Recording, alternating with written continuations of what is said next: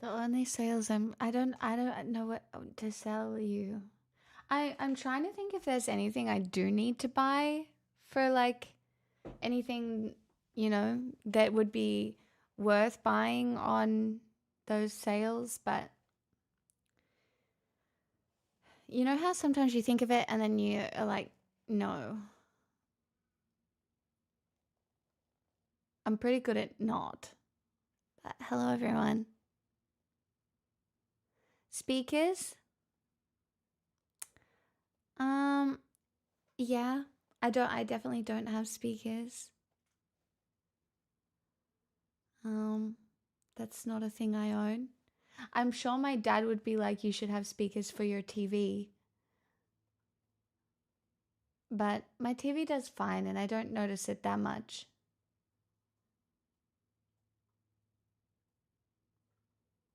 Welcome on in everybody. Happy Tuesday. Hi Tasty. Hi G Temp. Jazz, Lekevpo, Strawman, hello. Professor Fappington, welcome. Hi Casual Cupcake, hi Alcerian, hi Sanguinary. Welcome on in everyone. Um, I didn't get a massage today, but my jaw is really sore. And I'm a little concerned. And I think I really do need to go get a massage. But like I didn't. What the fuck about me? What? You only just got here.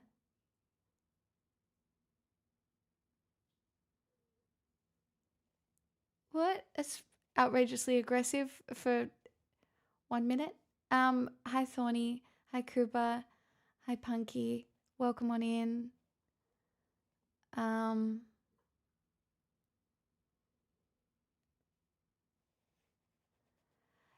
he's right, but who's right? He's probably not going to see great pricing this month. Home theater. Oh, my dad. Yeah, my dad is generally pretty right. He has a good speaker system for his TV. Yeah. Um, I had a relatively good day though. I managed to find two gaps in the rain so that I could walk Pixel. So that was at least good. Crazy weather today. It was like torrential rain and then fine, and then rain, and then wind, and then there was a lot going on. Beautiful weather for the rest of the week. Yeah, tomorrow looks like it's going to be okay. Sounds fun. Look, it wasn't really fun. It's kind of, I don't mind taking Pixel out in the rain. That's not a problem. But I was able to not get rained on. So that was, it just makes it a little spicy. When do you go outside? When do we go for wees? Is it raining? Is it not raining? Hi Shaky. Montana is going to get snow next week. Nice. Absolute bullshit of a day. I was wet from 7:30 a.m. That's awful. That is yeah, being wet for a whole day is just not a fun vibe. Hey Satos. Um yeah, there's no fun.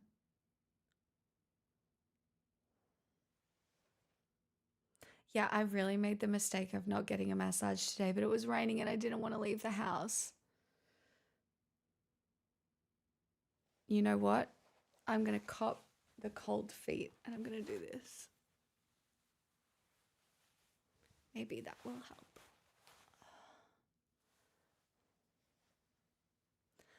I got snow today and it's cold AF. I hate it. Also valid.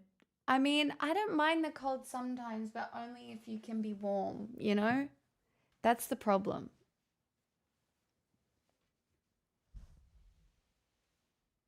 You know who's happy? Munchkin. I was mad, but the coffee shop next to the job is absolutely wonderful. Okay, well, that's good at least. Anyone else find when it's pouring and you're getting drenched and you just give in instead of fighting it feels better? Every time, Guppy. I have no problem with the rain. That's why, like, I'm never fighting getting wet. Wait. but in the rain. I'm never fighting it. If I'm getting rained on, I'm just getting rained on. Oh well. Hey drum. You know, I'm getting rained on. It's fine. And you know, generally there will be light at the end of the tunnel, but it's privilege, right? Because there are sometimes, like, if you don't have the ability to get out of the rain, then it sucks and you can die. So, like, it's privilege to be able to enjoy rain in some ways. Hi, Fegus. Hi, Pocket. Hi, Sayed. Welcome on in. Happy Tuesday. Dancing in the rain. Dancing in the rain. Dancing in the rain.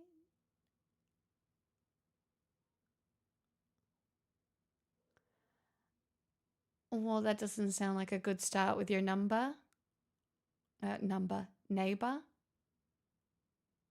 Little fidgeter.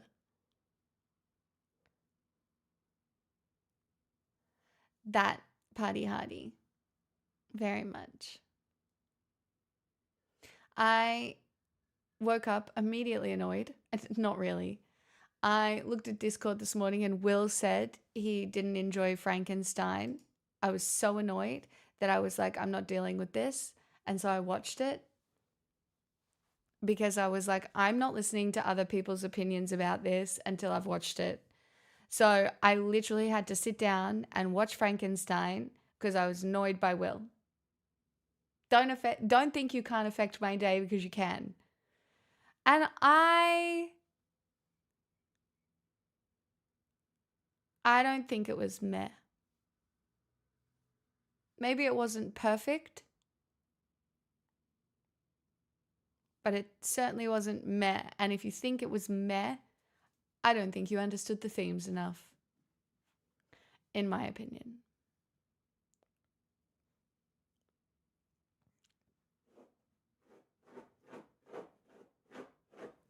Pixel, no tickies. Almost like people enjoy different things, and that's fine. Just don't put it in general when the movie's been out like 2 days.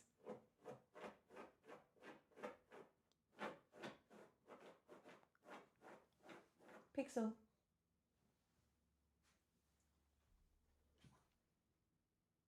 Get it out. You okay?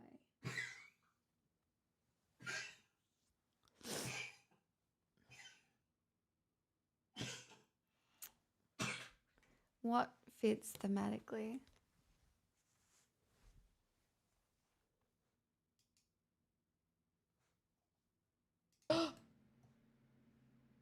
Oh, I just spilled. Cut. Oh my god, look at how good my hair's gotten. Oh, I just spilled. Cut. Oh my god, look how much it's grown and how much thicker it is. How long ago was this? Oh, I just spilled. Cut. I know you can't see what I'm saying. Hold on. Like, obviously, this was not like my most attractive day. Oh, I just spilled. Cut. Oh my god, that's 5 months of looking after my hair. Crazy. Wow. No, the shark I've only had for 2 weeks. It's definitely just the fact that it's growing and I've been looking after it. That's crazy. I didn't even do it today. Hi Shimmer. You look like Rapunzel, but no, oh god, not the fucking flashbang. What have you done differently? I used the Redken acidic bonding shampoo and conditioner after stealing it off my mum. So I think that is $40 AUD a bottle. But I haven't really, I think I've just been growing it, you know? But also, like, I'm unmedicated now. How long have I been unmedicated? I feel like that would be like almost 6 months, maybe a year. And to be fair, I was quite jealous of my friends who all have beautiful long hair. And so I did start putting in some effort. Well, I don't know. Hormones affect everything, you guys. I don't think you should ever underestimate like what hormones can do to your body. Oh no, did you get shocked again? Is that what's happening here? I feel like it is. I don't want that for you. I don't know if there's static electricity happening. Um,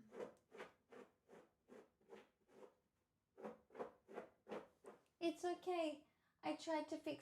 I honestly think she just got statically shocked again.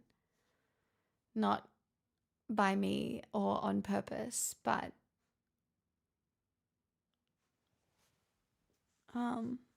yeah. Hormones control our body, literally the body's chemical messengers. Like what yeah. So I don't know, maybe that could have something to do with it. I mean, I don't know. I'm pretty pro med. I'm not anti med. But sometimes I feel like when you take a med for something and then it spirals, you know, a little bit. Um, but sometimes if you're on the right meds, then they fix you to a certain extent, in my opinion. Um, I'm definitely more mentally stable now, I guess. Most days. Sometimes. Maybe you guys wouldn't agree with that, but I feel like I am. I cooked myself a hot lunch today. That was fun.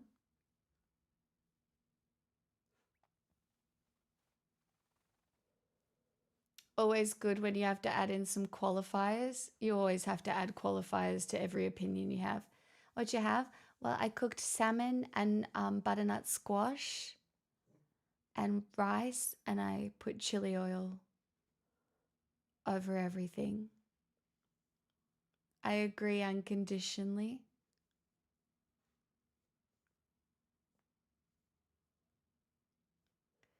I learned last week the one reason eating so few calories can make you lose hair is the cortisol rising from extreme caloric restriction.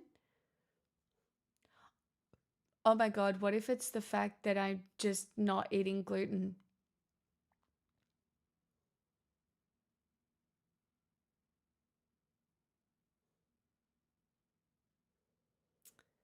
Avoid a lot. I don't want to play your game, bro. Um, yeah, maybe it's just I'm healthier, just in general. Wouldn't that be crazy? Who knew?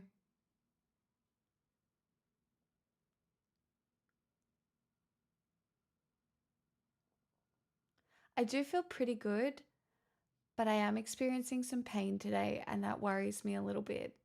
And it's weird. I haven't really acknowledged it all day, but because I'm sitting here now, it's almost like, because when you stream, you're obviously articulating your thoughts to people. And now that I'm sitting here streaming and I have to articulate it, I am in some pain.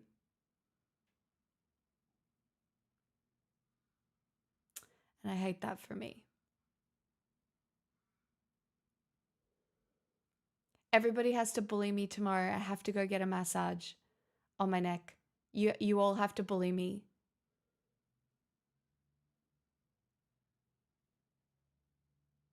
You have to I have to be bullied. I have to go get a massage tomorrow.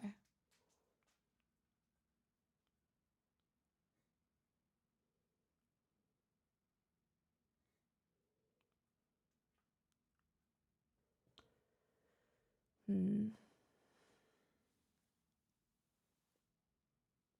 Free shot at bullying? Fuck yes. How does the bullying help? Because I don't really like spending money or going to get a massage. Like sometimes getting a massage, I don't mind. But getting like a remedial massage feels like a chore.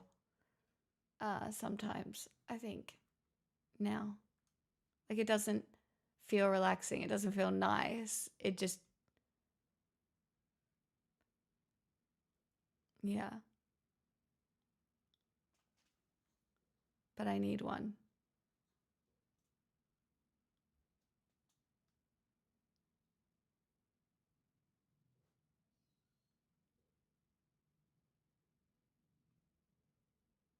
Real talk, straight into it. At least I have a cup of tea.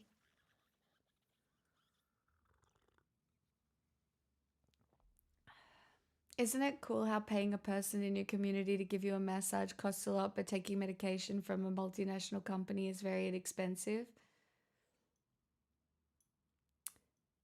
Yeah, I just, looking after your health is a mix of all those things. It is a long cup.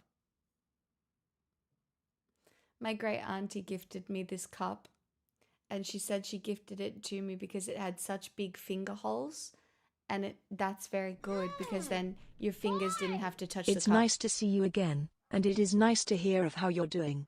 Looking forward to these times is so lovely. Thanks, Landa. Pixel agrees. The little yappy dog just started yapping. Yes, that sounds ideal. Massage is a temporary relief. Massage, if you get it done often, is so important. Like, I think people really underestimate the effects of physio and massage. Truly. Like, I actually can't understate it. Um, some of the massage is covered by healthcare, yes. So that's good. I will go get it tomorrow. That's fine.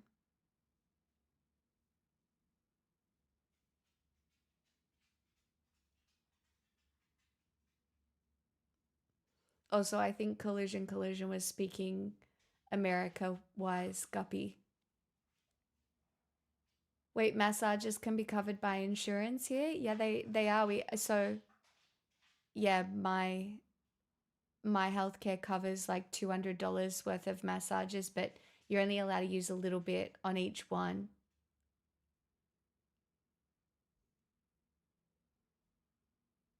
I massages are not pseudoscience. If I don't know if you think that, but yeah, I know it's a big deal in the US at the moment, Collusion, and what is going on with healthcare regarding the shutdown and how many people are going to suffer because of what's happening. I think it's fine for it to be on the front of your mind, you know? Like, this is why libertarianism in the end doesn't work because you need people in the community who are healers and people who have learnt to be nurses and doctors and people who can care and massage. Guys, lean up on the sarcasm.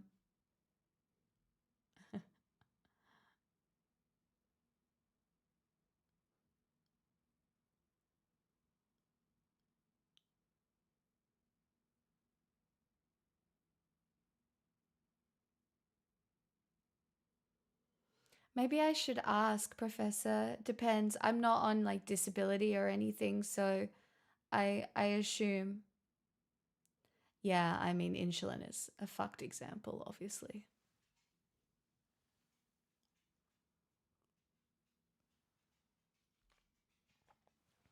I know.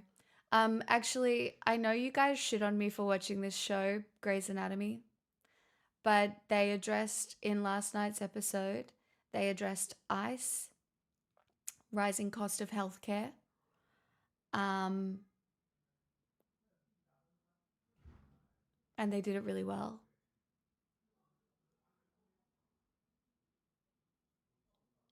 Yeah. Like they were the slight spoiler, but not really. this woman, she was like, I can't come to my diabetes appointments because someone saw ice hanging around the hospital and it's too much of a risk since my husband got taken away and he's a citizen and we don't even know where he is. And like, it was a bit real. Hey, Negotiate.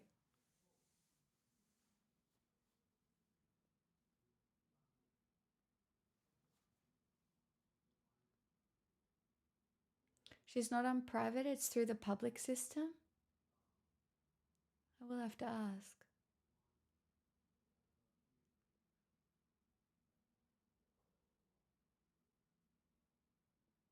Oh, I mean, Rogue, I watch it because it's a long running, cozy thing that, you know how there's just those TV shows that you can put on and you don't have to think about, right? You know all the characters, you know that the storyline is going to exist within the episode. And like obviously there are long running plots, but um, yeah. I don't know. I think I've either got time for one medical drama, Louis. Yeah, it's like comfort. Yeah, it's comfort food in TV form.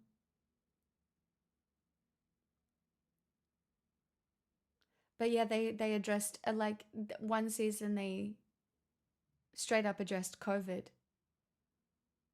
Um, and then they're now in this season addressing ICE. So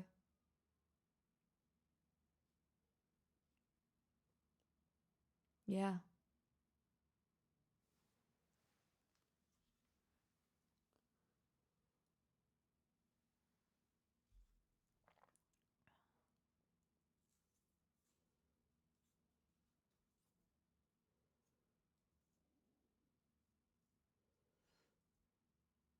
Also, I don't want to brag, but Jacob Elordi is a really good actor, and I'm not exactly sure what they put in Australian water for us to be churning out all of these incredible actors from here.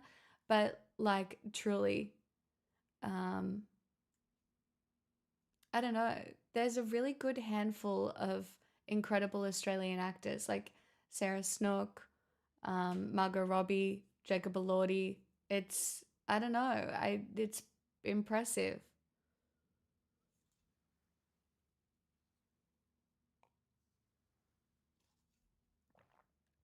No more gaming. No more porn. No, no. We're going to go What back and the learn how to fuck? dance. Look after your health, chat. Thanks, pigs. For what? I didn't do anything.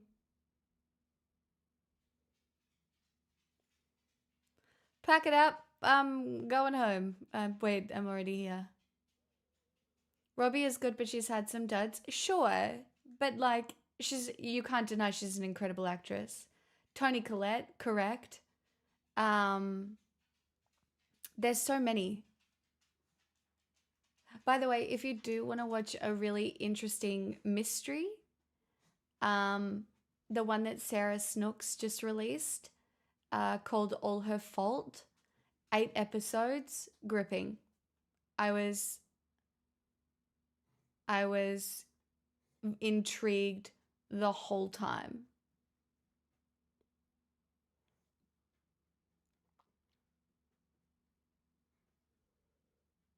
I think Elordi will get an Oscar nomination for this.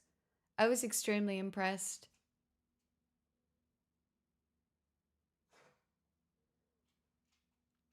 Louis.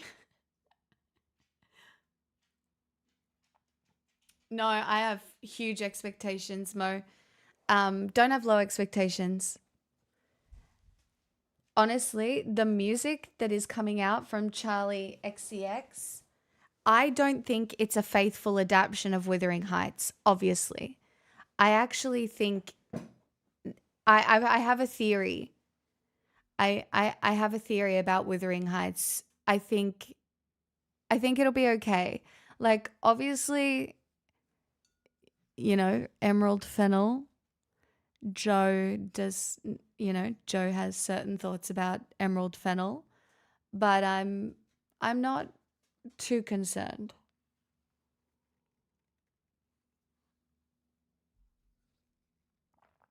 I agree, Louis.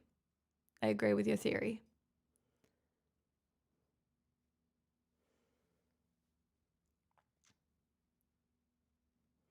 You mean you cried in Frankenstein, Mo?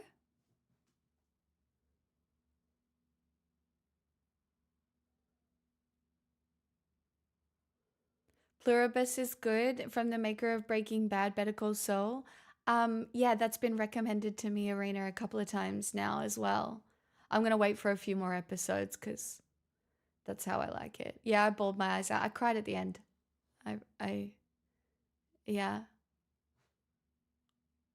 Also, can I talk about how much I don't fuck with Timothy Chalamet?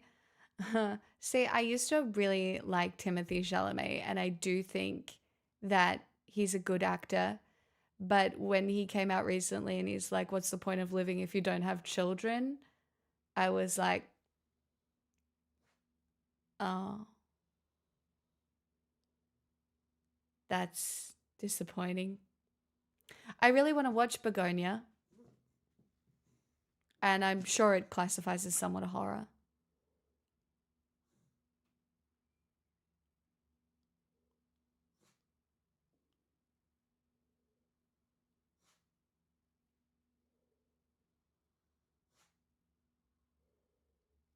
More thriller. Yeah, obviously no spoilers because I haven't seen it yet. I could have gone to the premiere, but my hoodie is actually a FreeCon hoodie. It says FreeCon, which is a game dev conference that is run by communists. Jokes. It's about how to explore game dev in a way that is not beholden to like corporate money. It's like indie game dev, community support, helping each other. And so, because I obviously know a lot of people in game dev, I spent some money on their merch because I really wanted to support them. And also, it's cool. Um, so yeah, that's where it's from. And they hired an artist to do this, like obviously no AI. Um, it's just, it's really grassroots indie game development, just a really positive space for the community to kind of look after one another and, you know, make enjoyable games for people without corporate bullshit.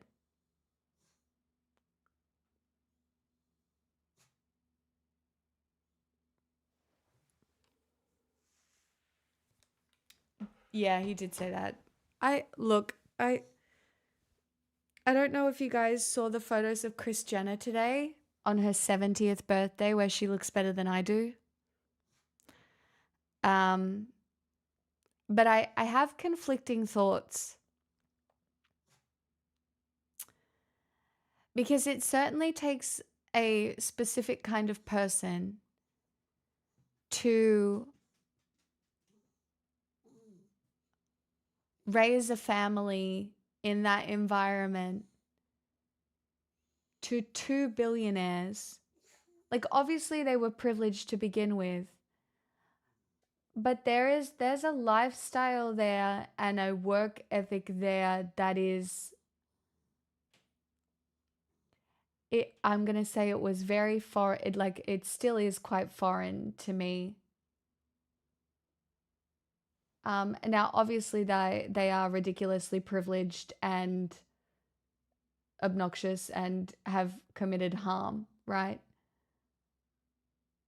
But I really can't imagine what it takes.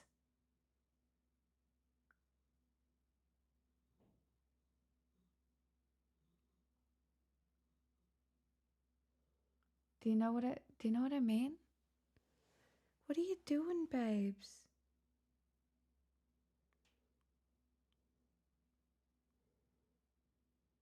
I think maybe it's the static.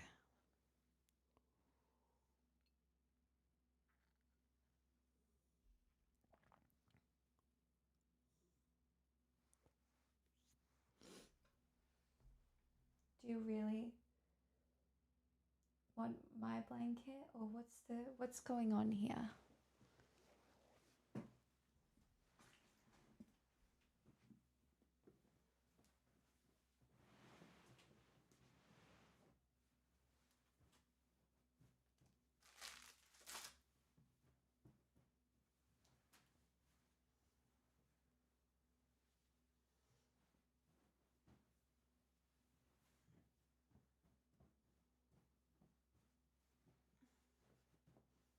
Okay, try that. So they're wealthy. No, I look at them with a sense of, like, I guess, morbid curiosity more than anything, because like their days now look very different, but even in the beginning, like if you watch the Kardashians, like the way that they existed in the world is so foreign to me. Also, like Kim, for all of her faults, including marrying Kanye West, has a work ethic and an ability to live her life at a level that I don't think I've ever even considered. It's like, it feels like she has more hours in the day, even though she almost definitely doesn't. Oh, my darling, get it out. Does I don't know if I'm making sense here. Like, I'm not trying to humanize billionaires here or anything. Does that yeah, I know money gives you more hours in a day, but like Kim has studied for law school. She did go to prisons. She did work to get like death row reform through the White House. Um, y- and yes, obviously she has been a problem. Plastic surgery is a problem. Unrealistic body shapes are a problem. Their whole presence in Hollywood is a problem. She's not dumb. You can call Kim Kardashian a lot of things, including like a bad actress, but she's not dumb. No, you are allowed to get a law degree through being an apprentice in, like, I'm not saying she didn't have a leg up, rich people do. But you don't pass the bar if you're an idiot. You just don't. And you can't cheat that. She failed once. You can't cheat that.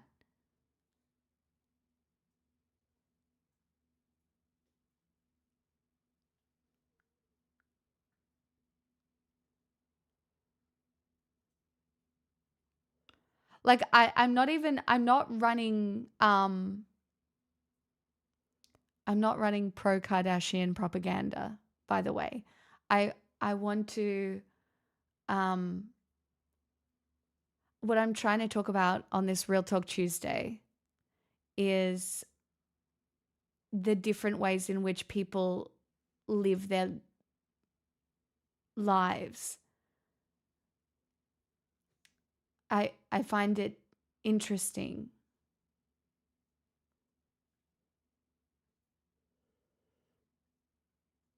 Also, let's be very real here. No one would give a fuck if they were men.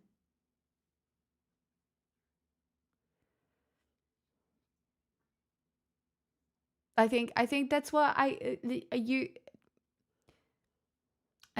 think it's interesting. Like, really, if you look at the Kardashians, it is a very matriarchal family that have navigated something very interesting to a level of extreme wealth, often reserved for people. Yeah, but to what extent? Rob does nothing, and um, look at Caitlyn fucking Jenner now.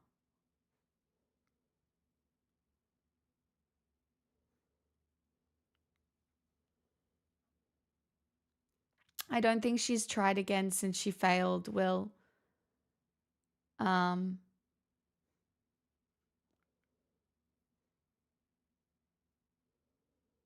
I'm curious. I would love to know what it took. Do you know what I mean? Like I would love just to be a fly on the wall to see how Kris Jenner navigated most of that.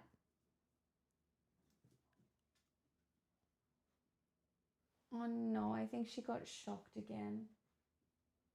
I don't know where the static is coming from, baby. I'm sorry. I really need this blanket because I'm cold. Oh, okay, you can have it.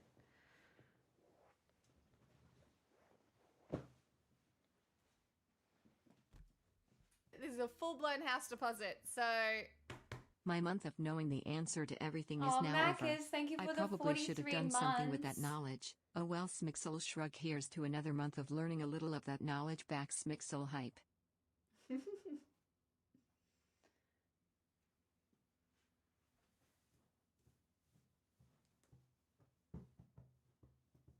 don't know where the static is coming from, Dal. I don't know why it's bad today.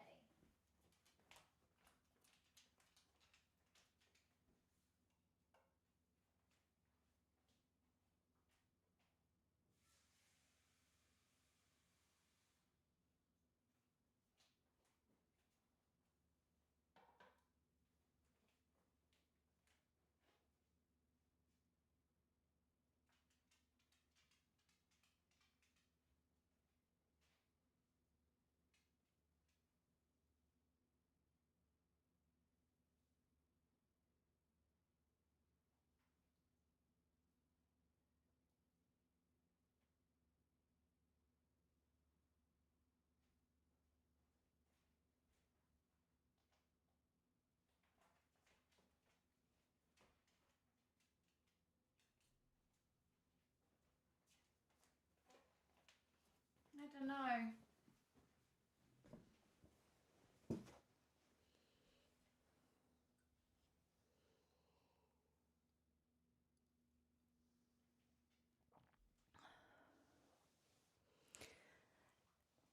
Hi, Tiny. I'm not trying to credit them with anything.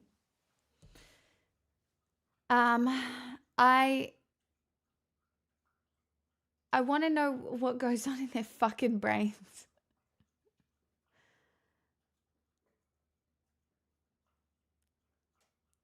You know?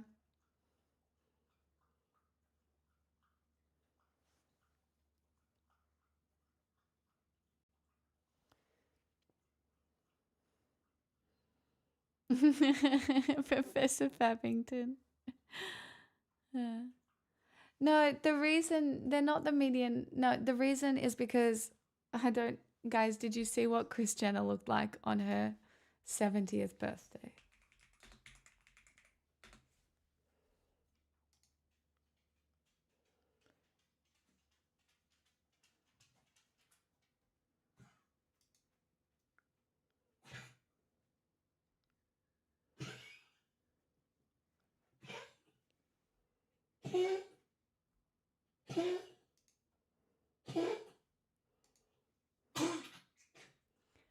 I just need you all to see this.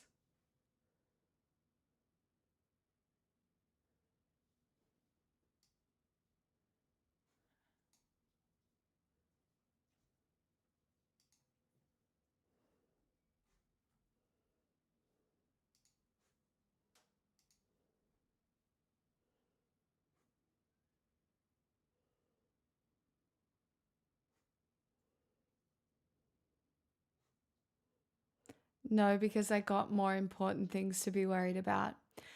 Well, I can see that the way that you are engaging with me today is one of annoyance, maybe because I was annoyed at you this morning. So I'm going to kindly ask you to just like, I get it. I get it. But kindly, like, obviously, everyone has more important things to be worried about. It's Real Talk Tuesday. I am about to bring about a conversation about humans' fear of aging. You think I don't have a fucking point to make? Kindly suck my dick and leave if you are going to interact. Like, I get it. I really fucking do. But geez, like I just I stop. Stop. Stop. Please. Like it's been every comment so far. You don't have to do that. You don't have to be here and you don't have to engage that way. And it's the assumptions that people make. They're like, "Oh, you're talking about the Kardashians. That's so shallow of you." It's so shallow. Like I have no fucking point to make. It's so frustrating.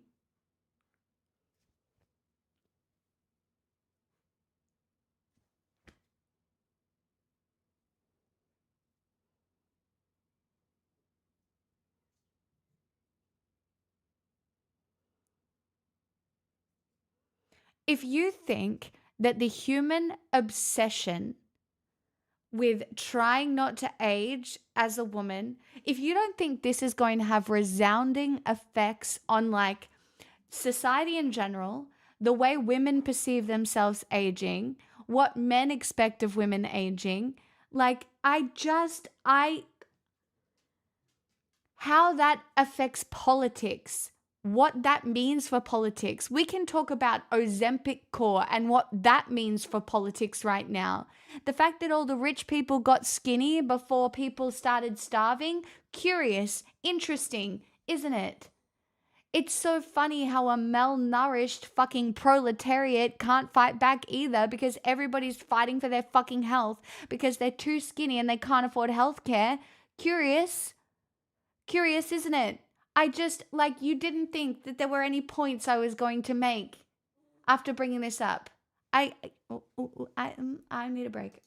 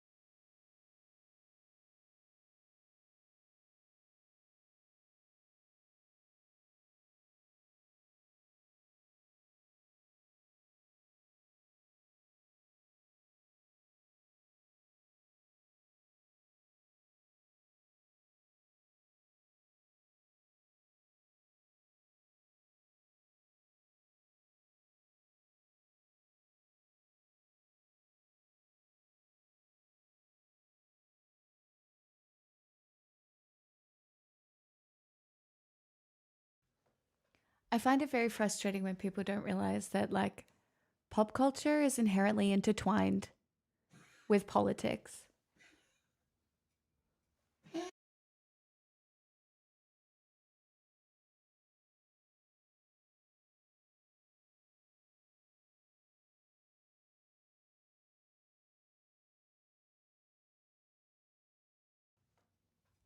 Media. Yeah, we have more important things to worry about. We do. Um,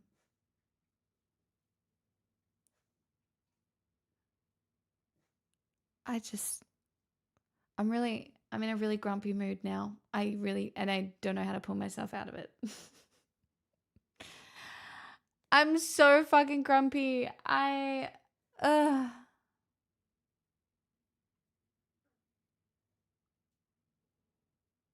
Did the monsters win? Right now they have. Or maybe I'm the monster.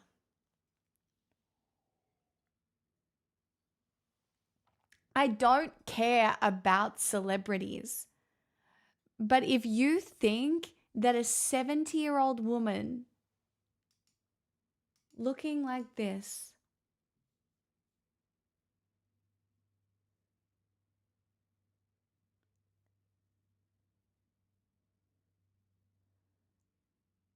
isn't fucking crazy or It's a full-blown relevant. house deposit. So Nevax, thanks for your prime. Thank you for the 44 months.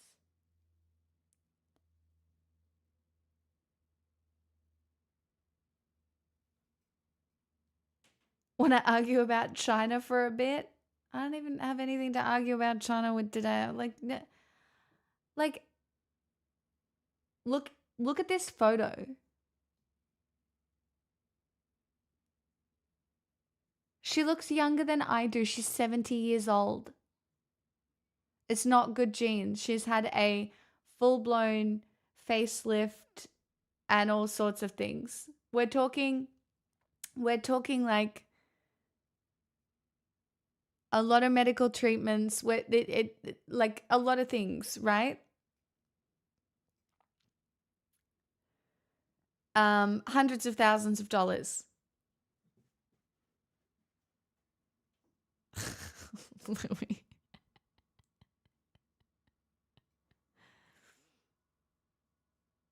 I know, Tasty. But like a lot of people, the closest they get to politics is like entertainment. It's not a complete construct. There's heaps of other photos. Like it's not like even like obviously these are, you know, good photos.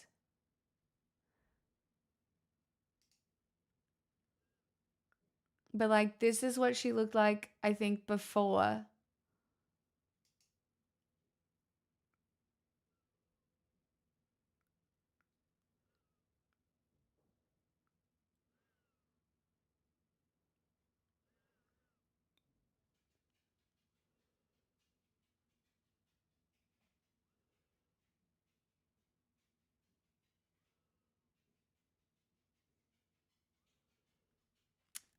Well, she actually came out and talked about it. It's a doctor in New York.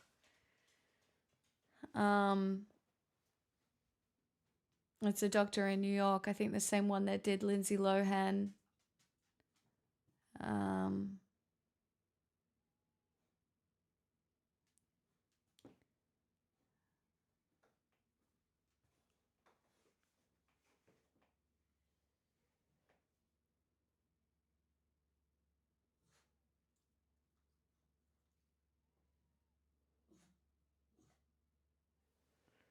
Pixel's not settling. I think it's because she got shocked twice. Not by a collar, but by static electricity, and I don't know how to get rid of it.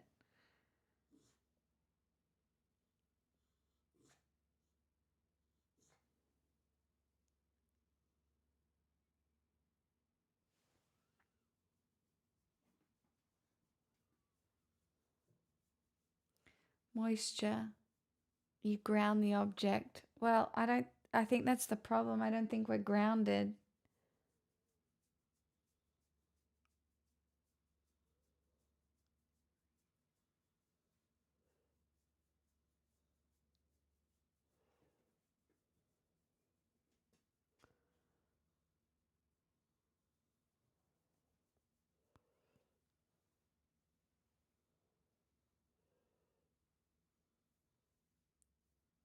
I don't feel particularly grounded right now.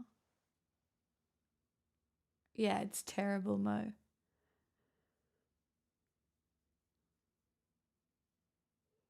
Is it the carpets or the blankets? It could be all of it. I don't know why though. Well, can I have this one back then?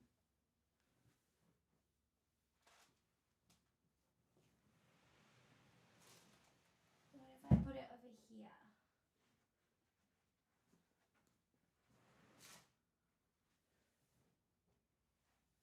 You try that, and I'll have my blanket back. Thanks.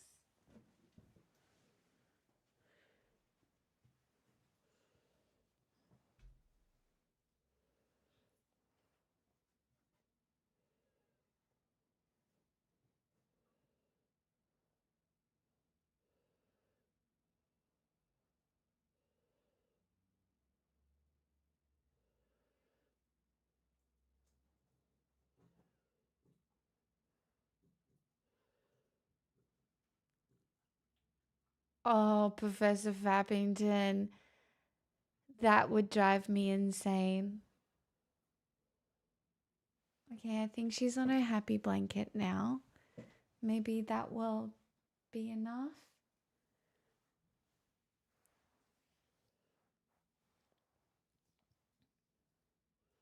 Chat, I'm still so grumpy. My mood is in the bin. And I don't have any candy to fix it.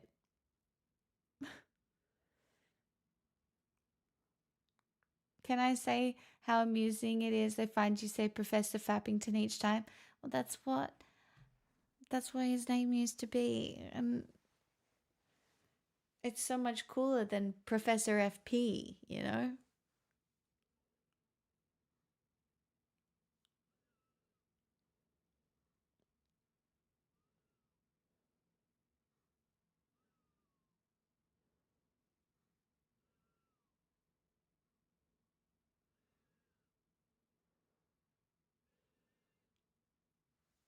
Oh, coherent.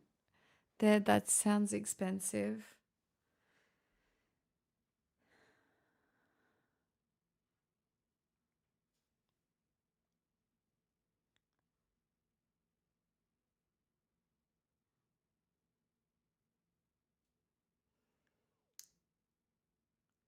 Well, I know Professor Fappington is a he, but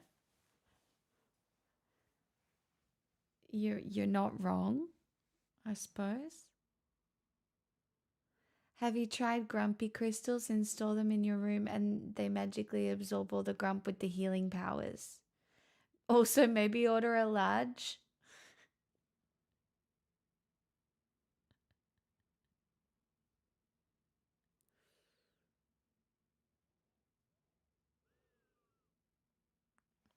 Sometimes it can be really difficult to get dogs to be still enough to heal. I remember when Pixel had her hip chopped off, unironically, like keeping her in the crate for like most of like the few weeks after was so hard.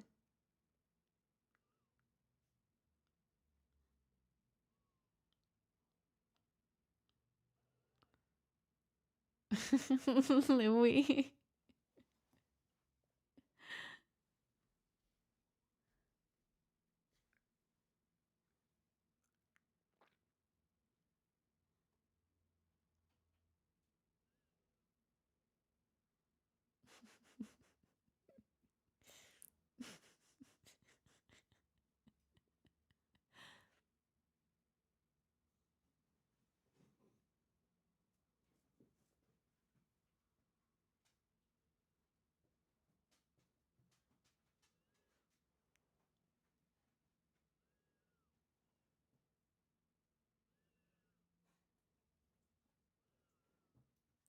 Sometimes I think if I'm grumpy, Pixel can sense my energy. And so she's a bit all sorts because I'm grumpy now. And she's like, oh, well, what am I supposed to do here? Some beans, some British beans.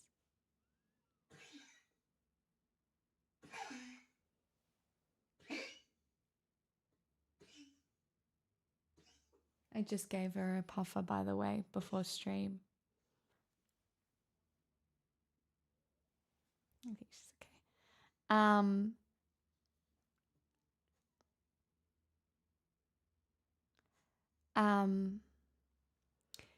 okay. Speaking of British people,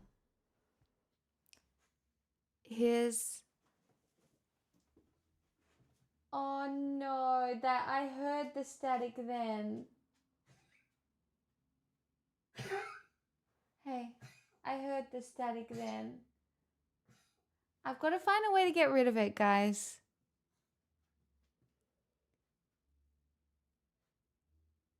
I heard it. I don't know where the energy is coming from, baby. I don't know.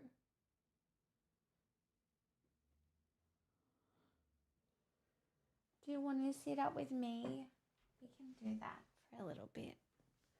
No, some days it just seems to happen. I don't know if it's like the weather or what. Come here.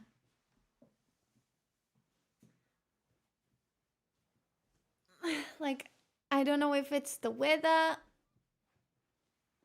or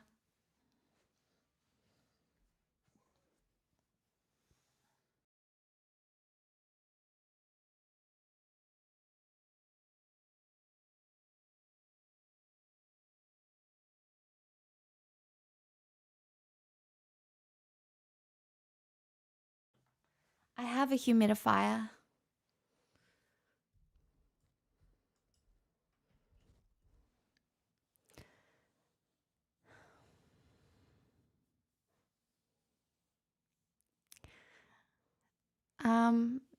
Speaking of the British, I want to ask your guys' opinion on a situation. So there's this British influencer who's currently being cancelled because she lied about having cancer when she was 21 years old. Now,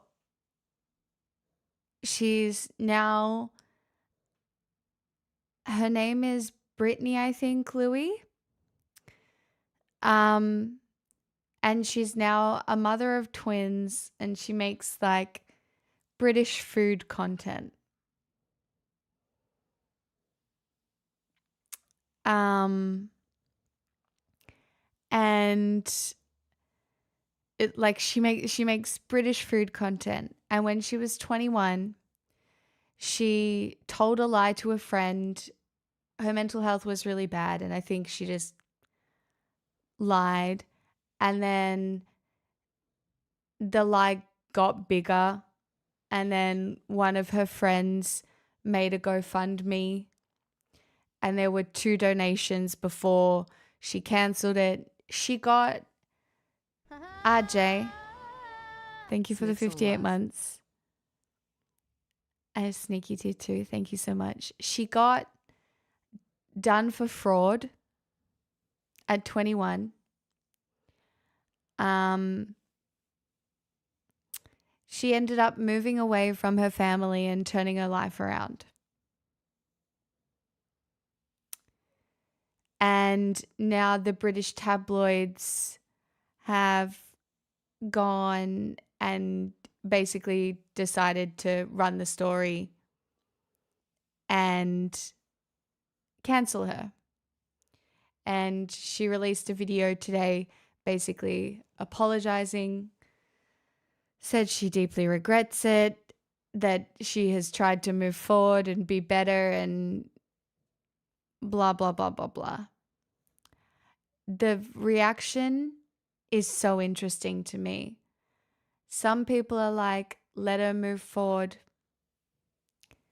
Let her move forward. She's blah, blah, blah, blah, blah.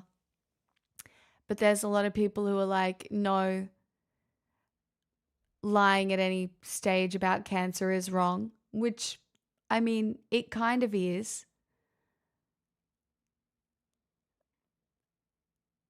But like, this is going to follow her for her whole life. One silly little lie, and you can see how it happens, right? Like she's fucking mentally ill, which is again is no excuse.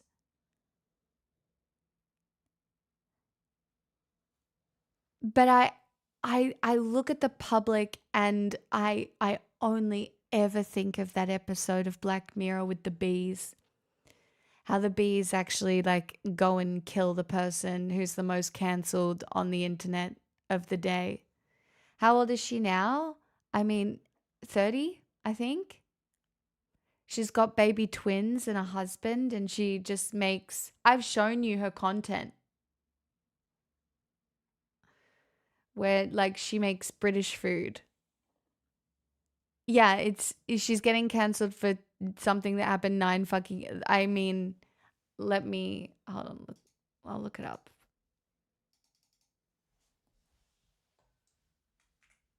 I think her name's Brittany.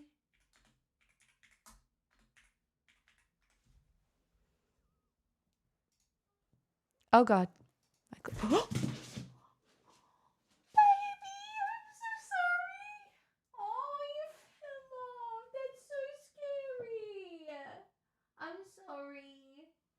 I'm so poor thing. Oh no, that's me getting cancelled now. Are you okay? You want a treat? Do you think maybe a treat for my little dog? Is that what it is? Do you want a treat? You want a treat? Oh my God. We're really in the bin. Oh my God, more static. Oh my God. I don't know why this is happening.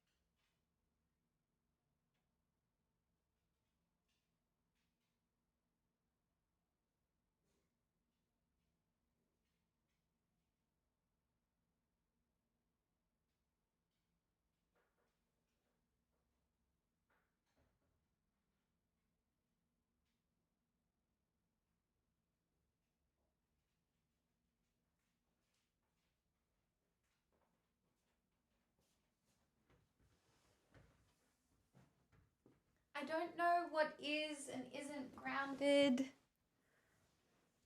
I don't know.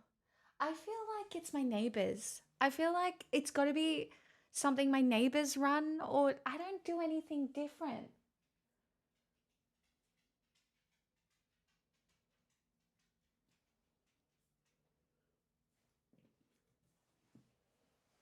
Is it the shoes?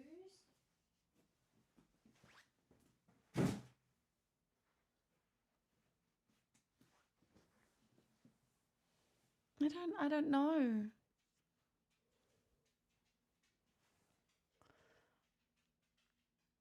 It's a woolen dog and synthetic fabric. Yeah, but it's usually fine.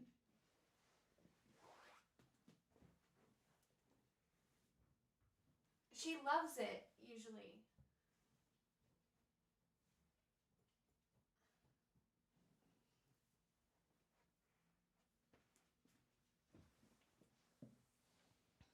Real question, are there any amateur radio operators in your immediate area?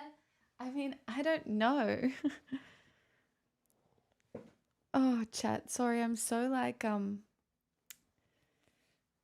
you know that feeling when you're just frustrated and you just want to scream into a pillow? I kind of have that feeling right now. And like all of a sudden my hoodie is choking me. Like what? You'd see antennas and stuff. I don't know. Any good trolls around? This. Yeah, I'll show you.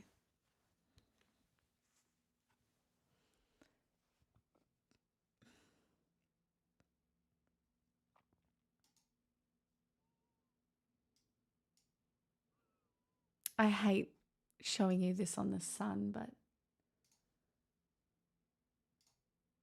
So back in 2017, I had extremely bad mental health. I said something to someone within my immediate circle in confidence. One stupid sentence that I deeply regret. I said I had an illness, which was cancer. I did it to keep the people close to me. like she did it at 21 and she's now 29. So it's 8 years ago.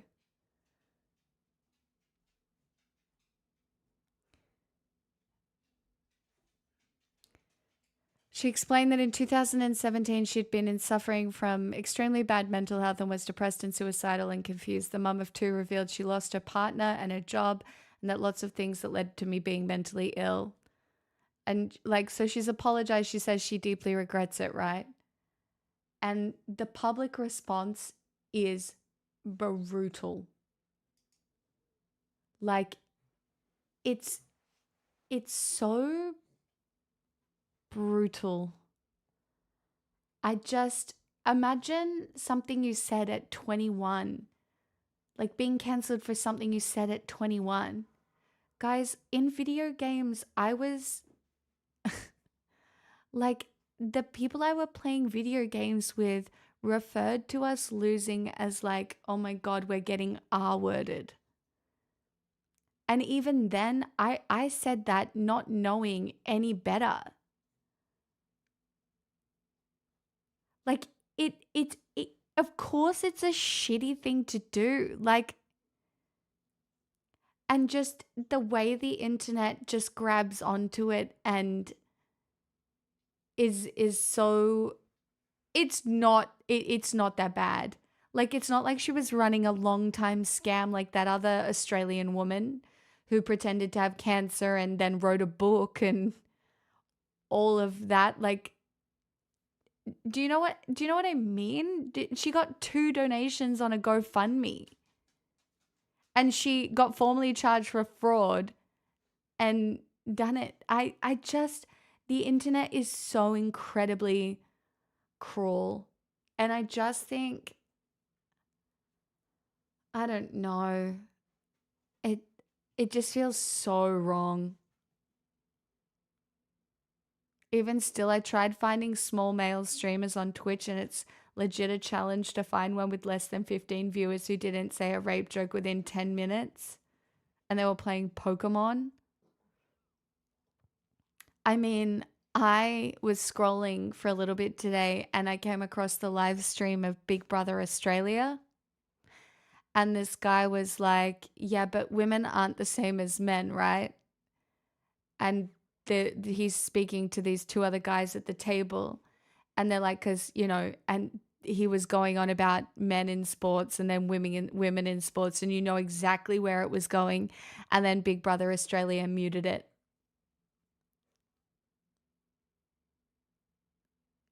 And I was like, yep, that's a thing that's happening. That's the things. And you could tell the other two guys were like trying to like diffuse the conversation. But it was not going well.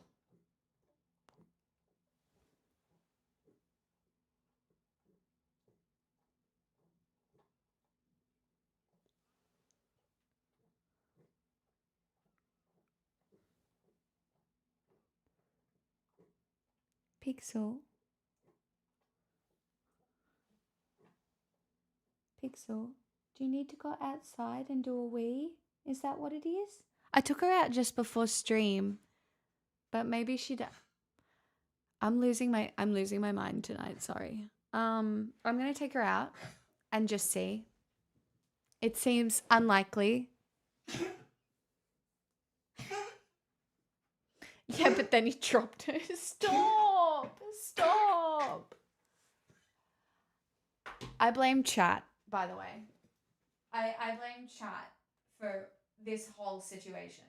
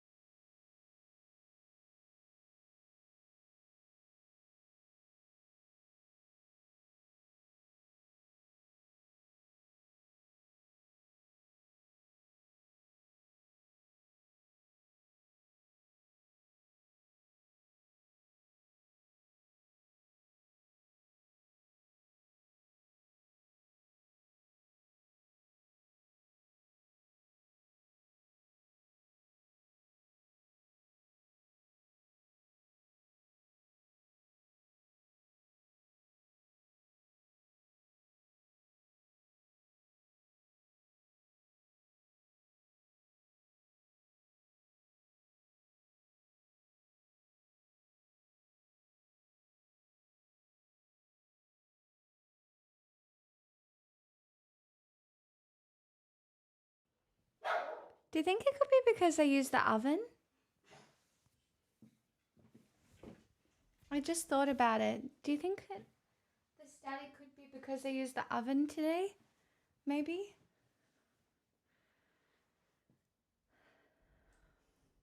Hey, Blue.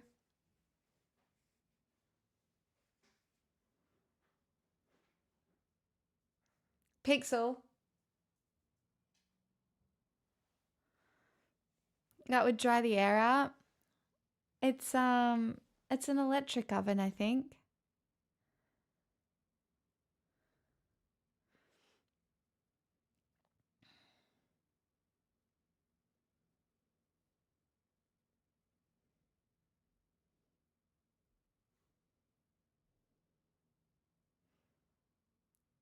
Could boil off a pot of water to compensate.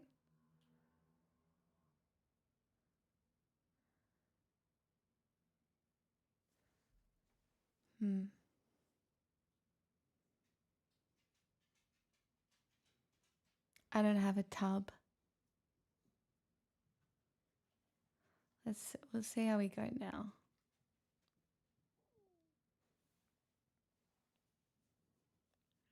You're a good girl.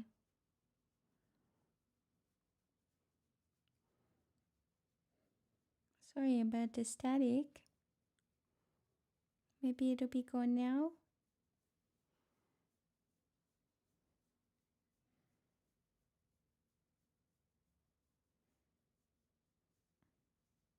You just wet his tail. Oh, it's Pixel. Yeah, it's a shadow when she walks past the light.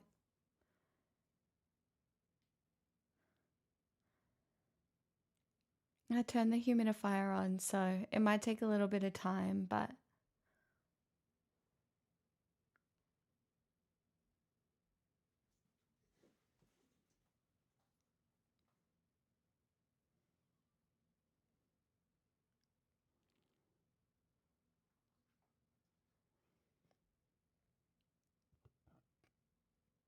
sometimes when she walks past the light just right, she looks huge. I've jumped at least once because of it.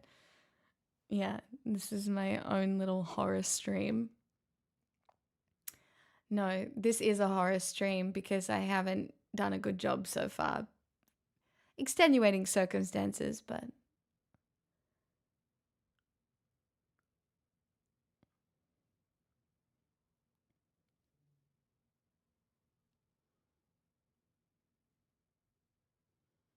Pepster.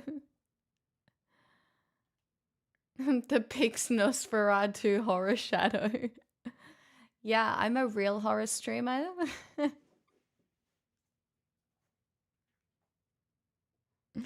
In fairness, yesterday's stream was award winning. Yeah, I know, but I really wanted to back it up with another one. And now I'm annoyed for that reason as well. Because yesterday was so good. And now it's like, what do you mean I'm not following it up? Useless by me. A lack of consistency in content. Just trash. You know. Nevax, did I thank you? I did thank you for your Prime. God. I mean, then we'd get used to it. Yeah, but you should get, I know it was perfection yesterday. At least you kept to the schedule. You're so right. That's so true. Streamer is human after all. No! I have a scary shadow. I'm obviously not human. I'm evil, remember? Actually, I think after today I'm too tired to be evil. I really was planning on being evil for the whole week. And now today, honestly, I think yesterday's evality really took a bit, like it took it out of me. And so today, I don't think I can be evil today. I'm just tired. I will defer to your award-winning, critically acclaimed new video on YouTube where you sounded very smart. Thanks, Louie. I only sounded smart because your editing made me seem smart. I did. I spent all my evil yesterday. Need fizzy cola? Yeah, but I said I said to myself I would have a cup of tea tonight and be a grown-up before having fizzy cola. Because I'm such a refined woman.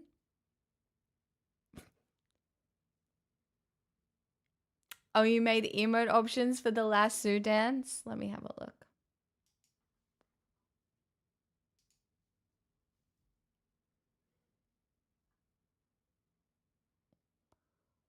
Oh my god. I hate... Chat, be grateful you don't have to watch yourself do this.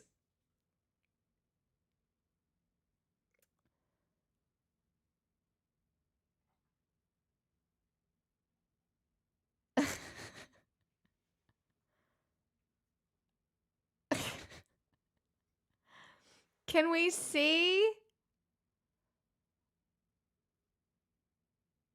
No. You can see in Discord in clips and gifs if you want to go look in there. God damn.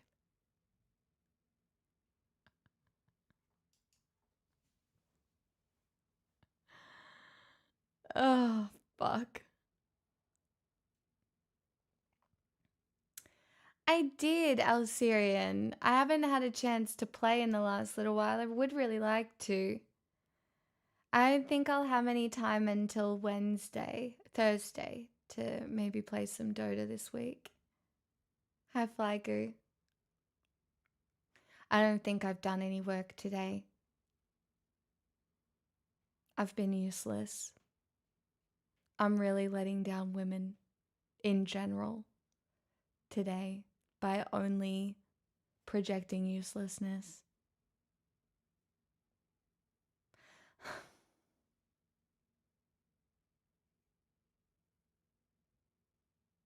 I'm so insecure now.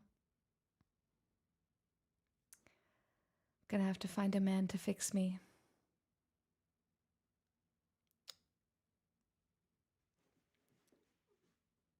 Disaster. You hit the go live button more than I've done. No. Your productivity does not determine your value. No, your productivity does not determine your value. It absolutely determines mine. I'm joking.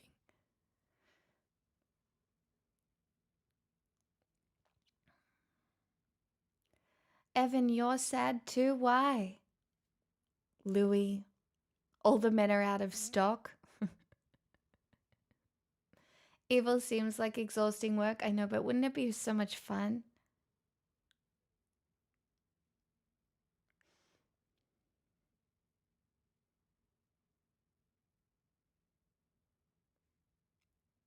No man can fix you, only Taylor Swift can with her 13th studio album.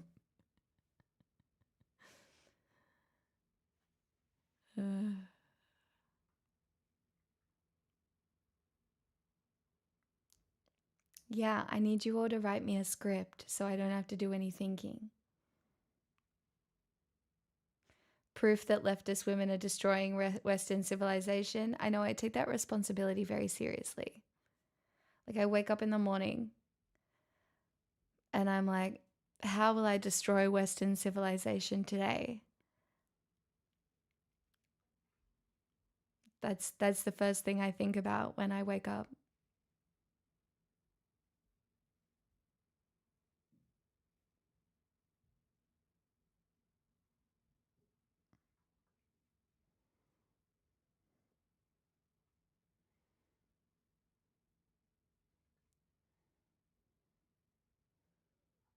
I don't really plan.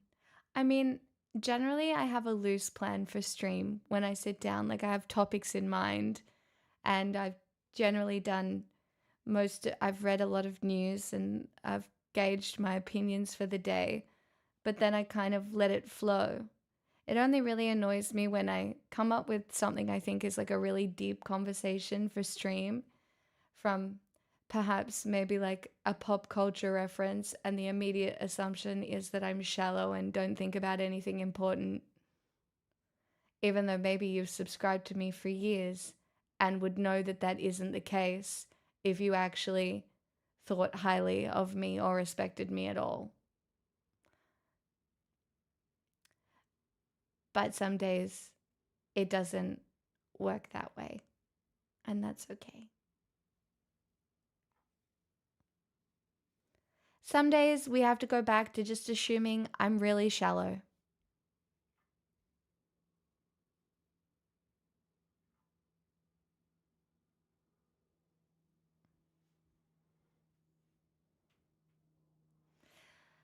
Anyway,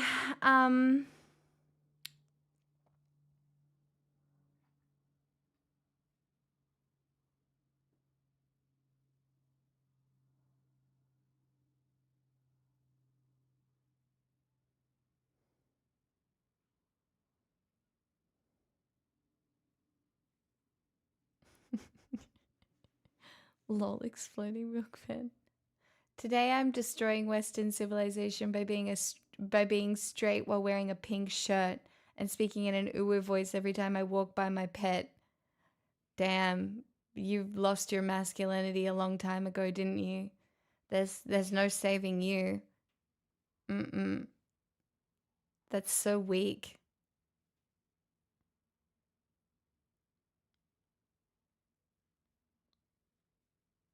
You made a new friend, Fradley? Oh, tell us, how did that happen?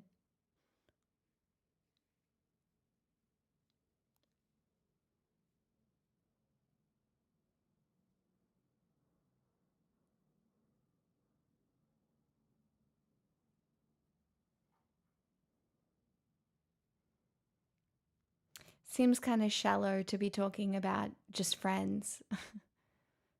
You know? Connected on Blue Sky over COVID mask advocacy? Nice. And you just started talking and stuff?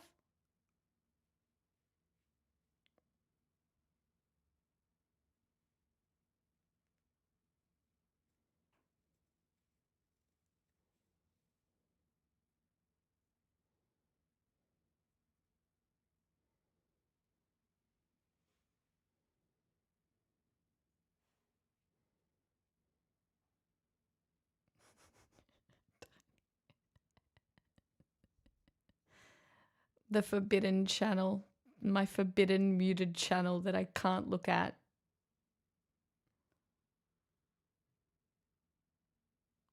That's really nice, Fradley. I'm really happy for you. That's really positive, Strawman. Very exciting.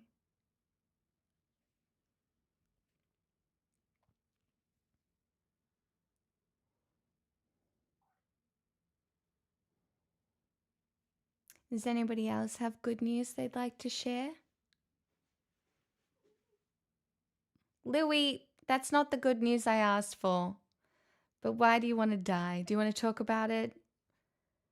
Do you need some salad cream?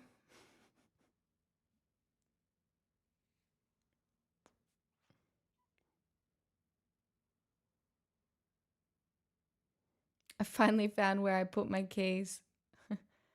Oh, he read the politics channel.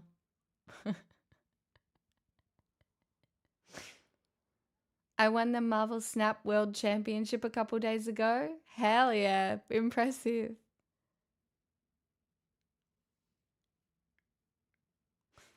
Hey, you're Flexo. You are not. No. What the fuck? What the actual. What? You. I don't even know how long you've been here because you don't have a sub badge. And you're gonna do me like that on a Tuesday? It's really fucked up.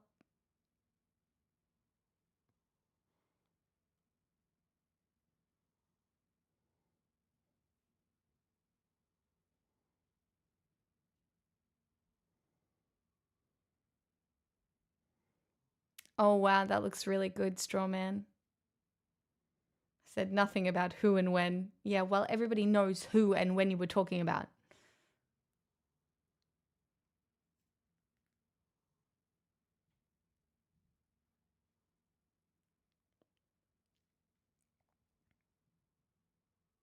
That's really good. Getting a job in this economy is hard work.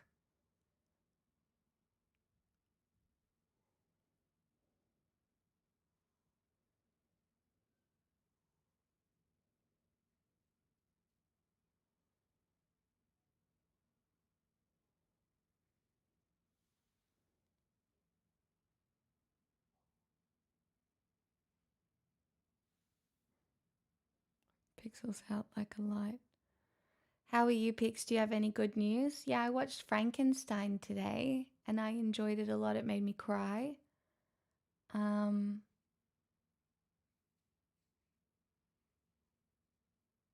honestly, and Pixel had a good date too. And I cooked healthy food and I didn't think about like impending doom. I read my book.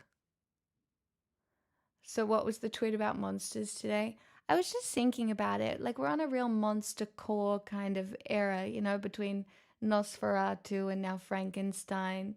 Like it really is a year of the fuckable monsters.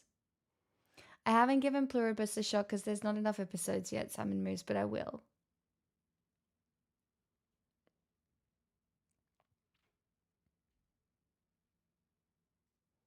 And then I was kind of thinking about, I wonder if the monster porn or like the monster movies is like some sort of like social conditioning for us to want to like love damaged men. Like it's an attempt at fixing the male loneliness epidemic. Like as a woman, why not love a monster?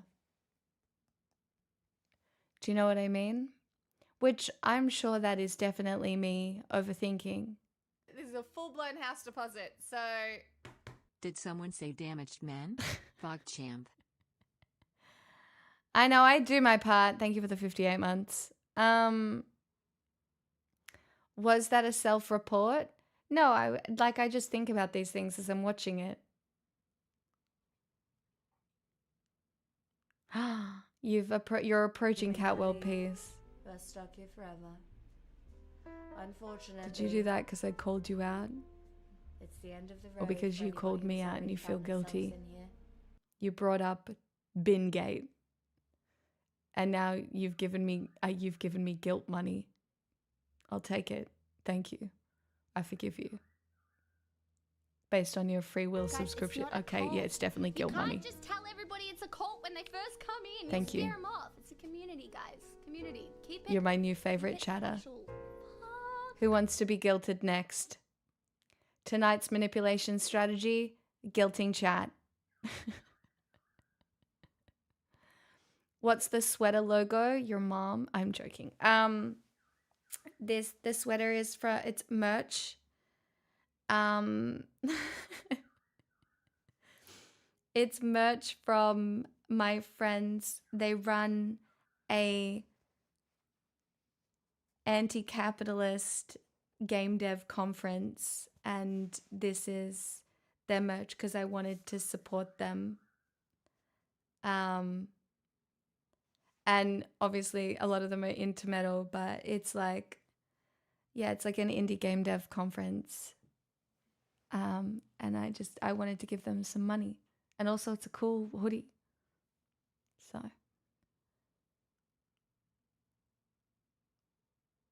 Maybe Vic. That's what I'm thinking. I'm like, is all this like monster movie propaganda being like, oh, look at this damaged man, I better love him. The anti-capitalist conference sells merch. Well, it's the same way I run my stream. Sort of, right? Like I don't really take a lot of sponsorship money, but the money has to come from somewhere, and so it's community funded via merch. That is, I mean, it's not made by slaves, and this is like artist, and it's really good quality. So, you know, you gotta have the money to pay for the venue and stuff like that.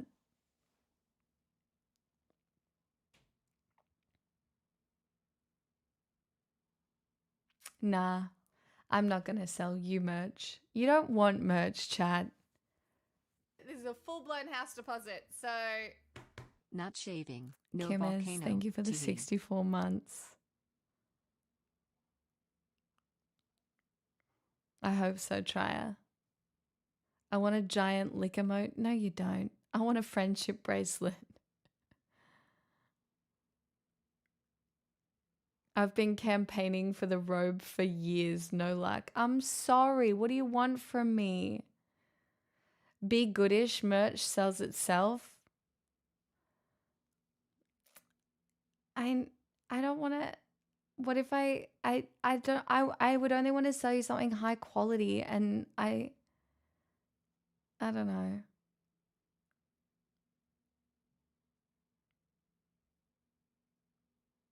You want a robe? I don't want to sell you merch, guys. I don't want to add to the landfill.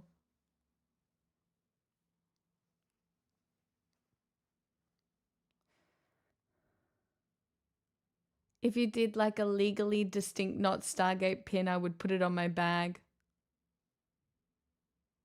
I've already got a tentacle themed robe. Of course you do. You just said the merch you're wearing is high quality. Use their supplier.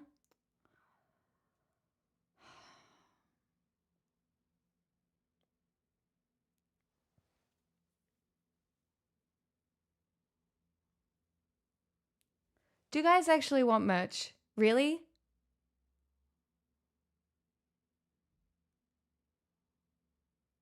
Do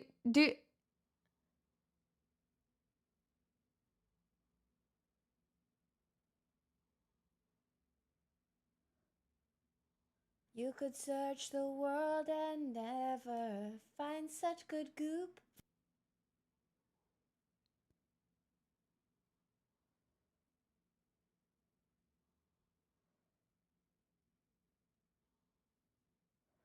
Sanguinary. 92 months in a sneaky tier 3 and kicking off a hype train.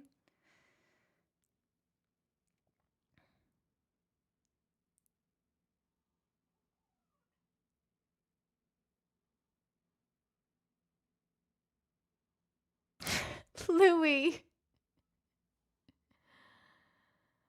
Oh my god. Okay, I'll look into it again. I'm not making any promises though. I've never wanted to sell shit, but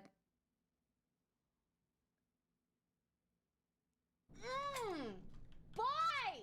Trier Handera gifted a tier 1 sub to merch. They have given 2,743 gift subs in the channel. guys, I really need you to not give me any money because I just don't know if I can do a grumpy Irish accent. I still have an old school content mug somewhere. Oh, the good old days.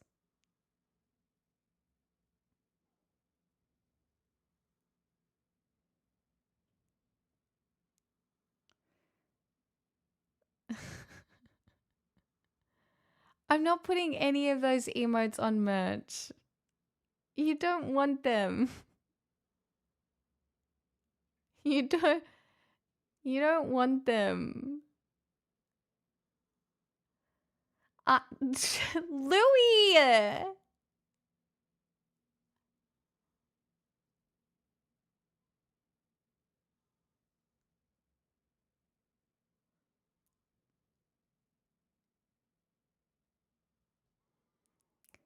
I'm feeling I'm in charge here and you're all annoying. What is this? A rebellion? What do you mean? Are you saying authoritarianism doesn't work? Like, what's going on here?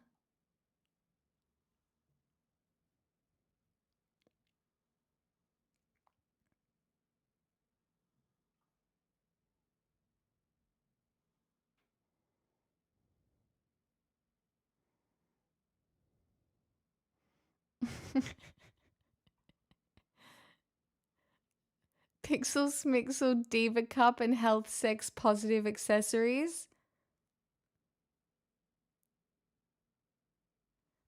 That would be like false advertising of as I have never had sex.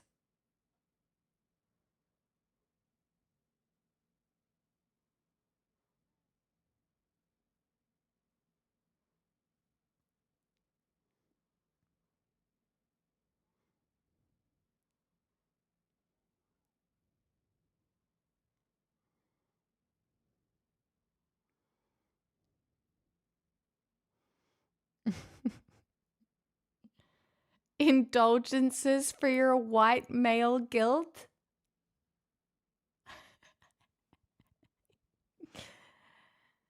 The name of my sex tape. Sorry.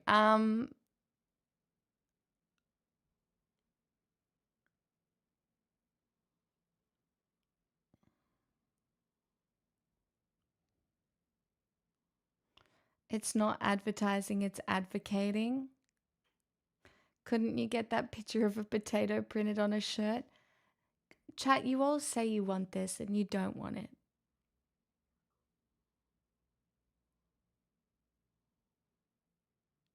No, I can't sell my hair. It only just got good. Can you imagine it in another 6 months? It's going to be so good. Just let me cook, all right? I got to cook. You want a lobster keychain?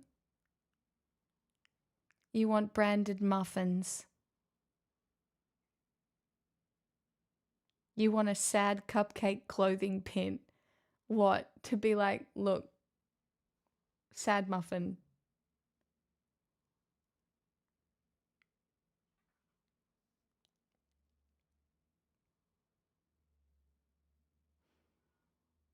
I think Pix bathwater might be the line. Guys, I don't have a bath. I can't sell bathwater. There's a lot to work with here.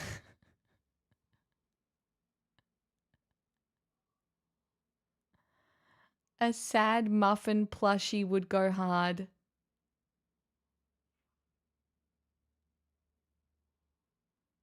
What do you mean you have your mum's place?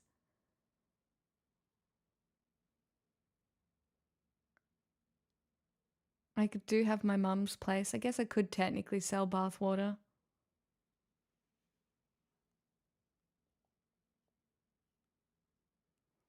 What about a diamond encrusted pixel smixel shallot cream bottle?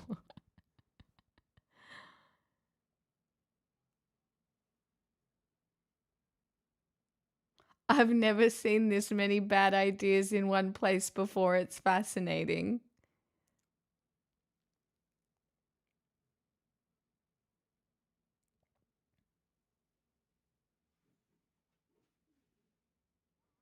I want weekly haikus and poetry. No. You missed the S, Babs.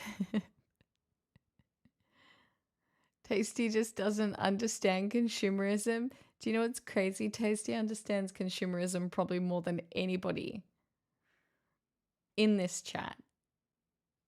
Not personally.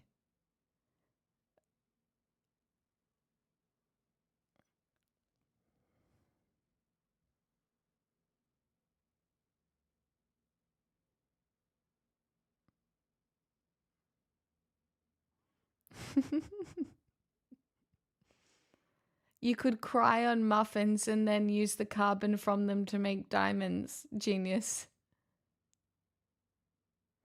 Pixel Trail Mixel? For the breakfast eaters? Stop.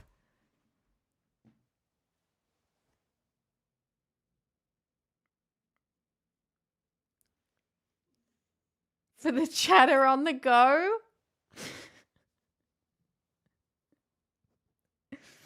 Guys, you know what's really annoying? Today's the day I probably really needed the lobotomy and World Gone Wrong really fucked me over, as I've already been saved. When after this conversation, the lobotomy probably would have been the desirable outcome.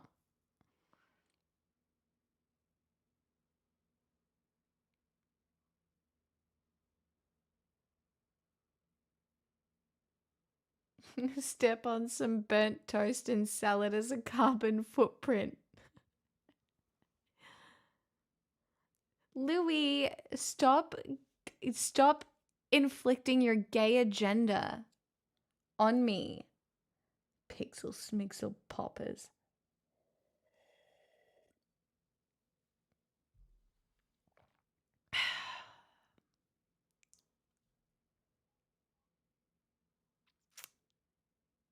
Wow.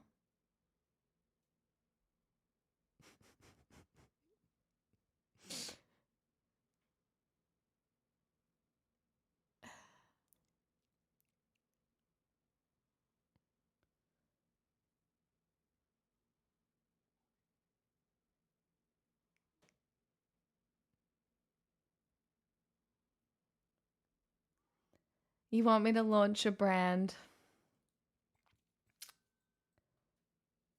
Cool. I've always wanted to be a capitalist. I'm gonna launch my brand. It's gonna be great. Very cohesive.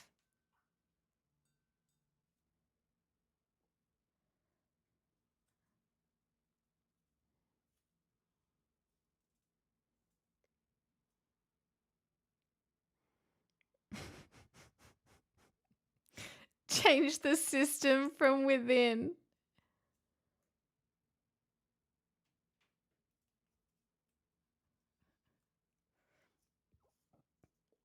I'll look into it. I'll ask someone for some help.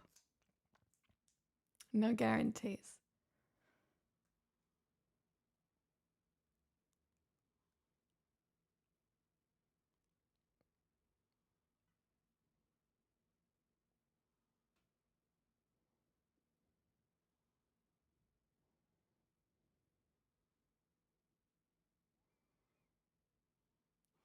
Tat, you're so creative. I'm really impressed by your creativity today. Everyone's really in there, like, yeah, you're really in your creative brains. I'm really proud of you. You know, really, I can see you really pushing the boundaries of your logic focused, you know, general demeanor.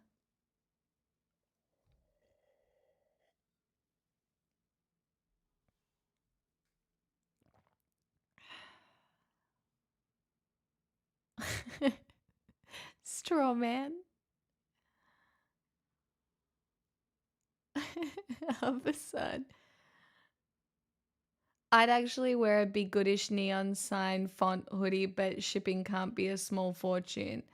Yeah, that's why you've got to be smart about who you go with, I guess. I'd also want it to be good quality. I'm not adding to landfill. Does it have to be a neon sign? Could it just not? Maybe I could do like two versions. Maybe I could do a metal version like this where it's barely legible and then a different one. Boy!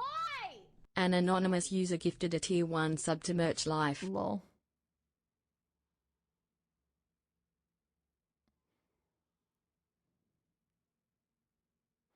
Cheap shipping to the US is a thing of the past. It's okay. Blue doesn't live in the US.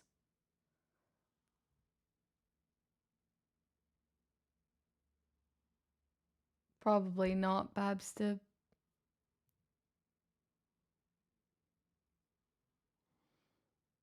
Yeah, Fourth Wall have reached out to me a couple of times. I went to their party at TwitchCon that they had. They had like a house party at TwitchCon one year that I went to. Um. Mm.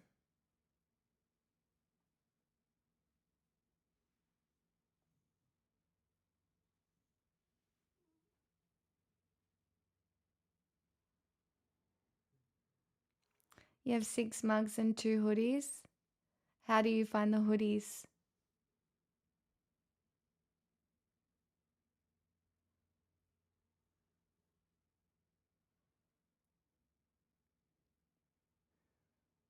Do you think they do robes?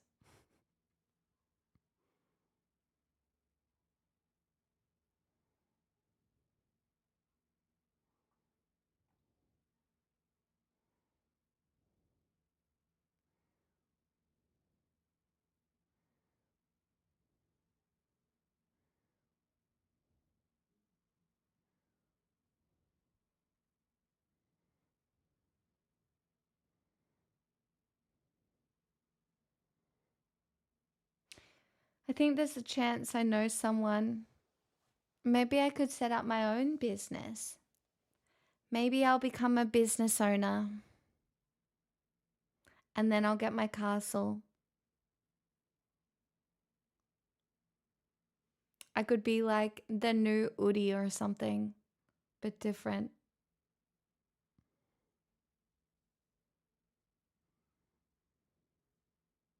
Yeah, company castle.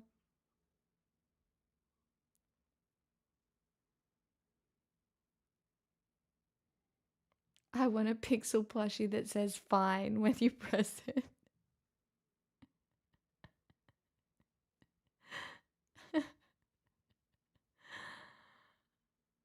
Technically, you are your own business. I know, but I still sell my time and I don't feel like I'm adding to landfill. Only the landfill in your brains. And I don't feel bad for that most of the time.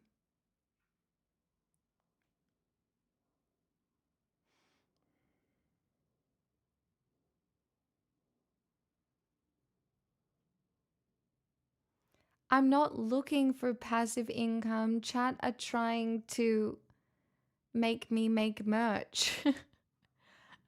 I'm unwilling. I'm unwilling. I mean, passive income would be great. But if, you guys could just donate offline and then that would be passive income. Like someone's done that a couple of times at least.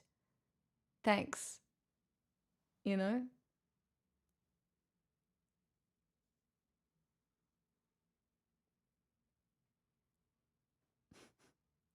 You guys are wild. I'm like, I've never wanted to create like shitty merch, and you guys are like, fuck you. We want merch. That's wild.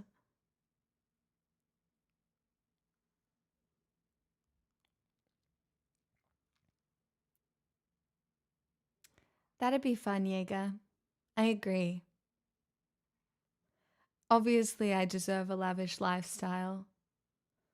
I mean, look at me. So deserving.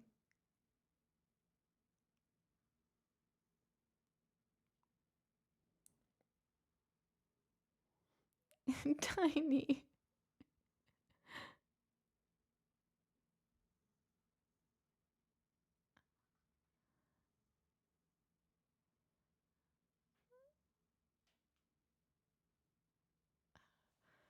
I'm finding us content. Go away. It's gone too far.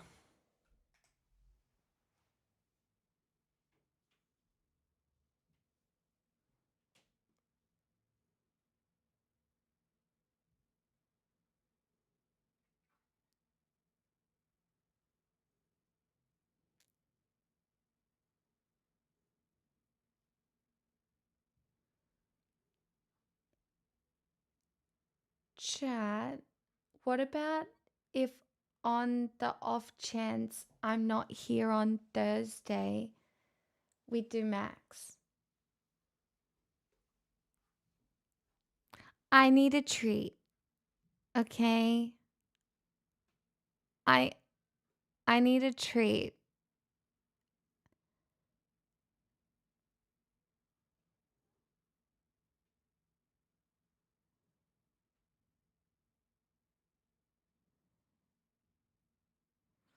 Well, there's one from 6 days ago.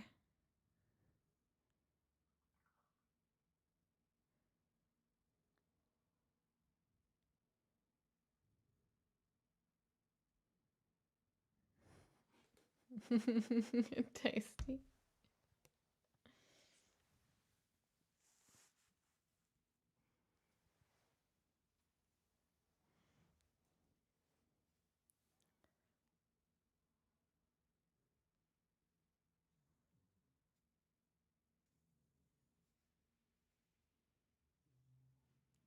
Yeah, oh no, would it be wrong of me to do it while Vox isn't here?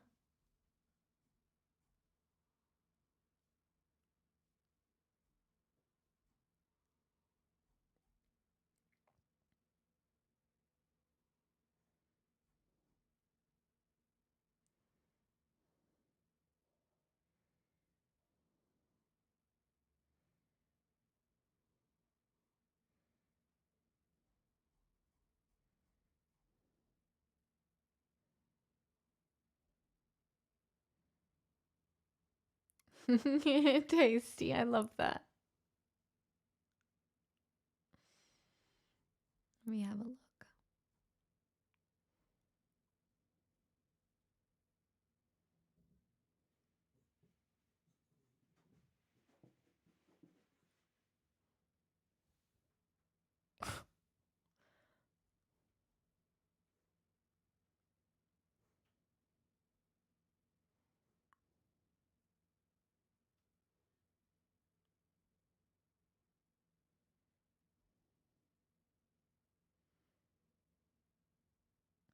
All right, we'll do this instead. Hold on.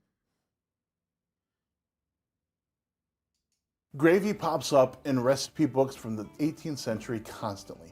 It can be puzzling. It can make you feel like you don't know which direction to go because they don't give a very clear direction of what gravy is. You see it used very precisely as in this is how you make a particular gravy, and then you see the term good gravy all the time. And the good gravy never really reveals itself. You don't really know what's going on here. This video is a deep dive into figuring out what is good gravy.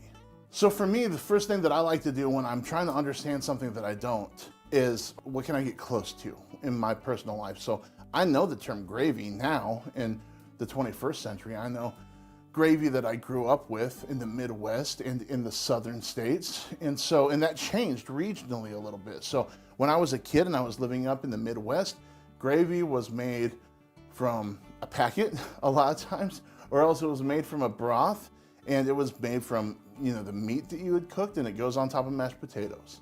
And that was what gravy was. And then I got a little bit older and I found out what sausage gravy was. A sausage gravy was something different, but it's a white gravy and it's made with cream or milk and flour and sausage. And you make this thing that you put on top of biscuits. I which don't is know more if of a I've ever southern had idea. that before. Down in Kentucky, I learned what red-eye gravy was, and that's made from country ham, and you kind of deglaze the pan and you make gravy out of that. So for me, that's what gravy means. Now, if I start looking into other cultures, gravy can mean all sorts of things. If I'm Italian, it can be the red sauce that I'm using for pasta. If I'm Indian or from different parts of Asia, it could be a curry sauce. And there are Mediterranean gravies. There are gravies all over the place. And so what does this term mean now? Well, now it seems to mean... So, Don't mind me, I'm just here for the food, and there's no one in here but us chickens. Daniel, thank you for the 64 months. a thick sauce. But what did it mean in the time period? And it helps me a little bit to just understand, okay, generally, what does it mean to me? Now, what do I need to change about my understanding to get to where I need to be for the 18th century? So one of the things that can feel a little bit frustrating about this term is I think what the authors of these cookbooks are doing is they're trying to allow grace for the person that's coming behind and cooking these recipes. So when they say good gravy, I think they're saying the best that you have at your disposal, right? Because these cookbooks are going to be used in kitchens of high houses and in low houses. And so sometimes what a gravy can be is just the juice that comes out of a meat when you're cooking it. So when you look at something like the Country Housewives Family Companion, and they're talking about... I unironically have very fond memories of my grandma making gravy. And it was just like whatever was left in the pan, plus like some Gravox, some hot water, maybe some tomato sauce. I don't know what else goes in there. But you know what's crazy? I don't know if I have ever really made gravy. Because I don't really eat that much meat at home.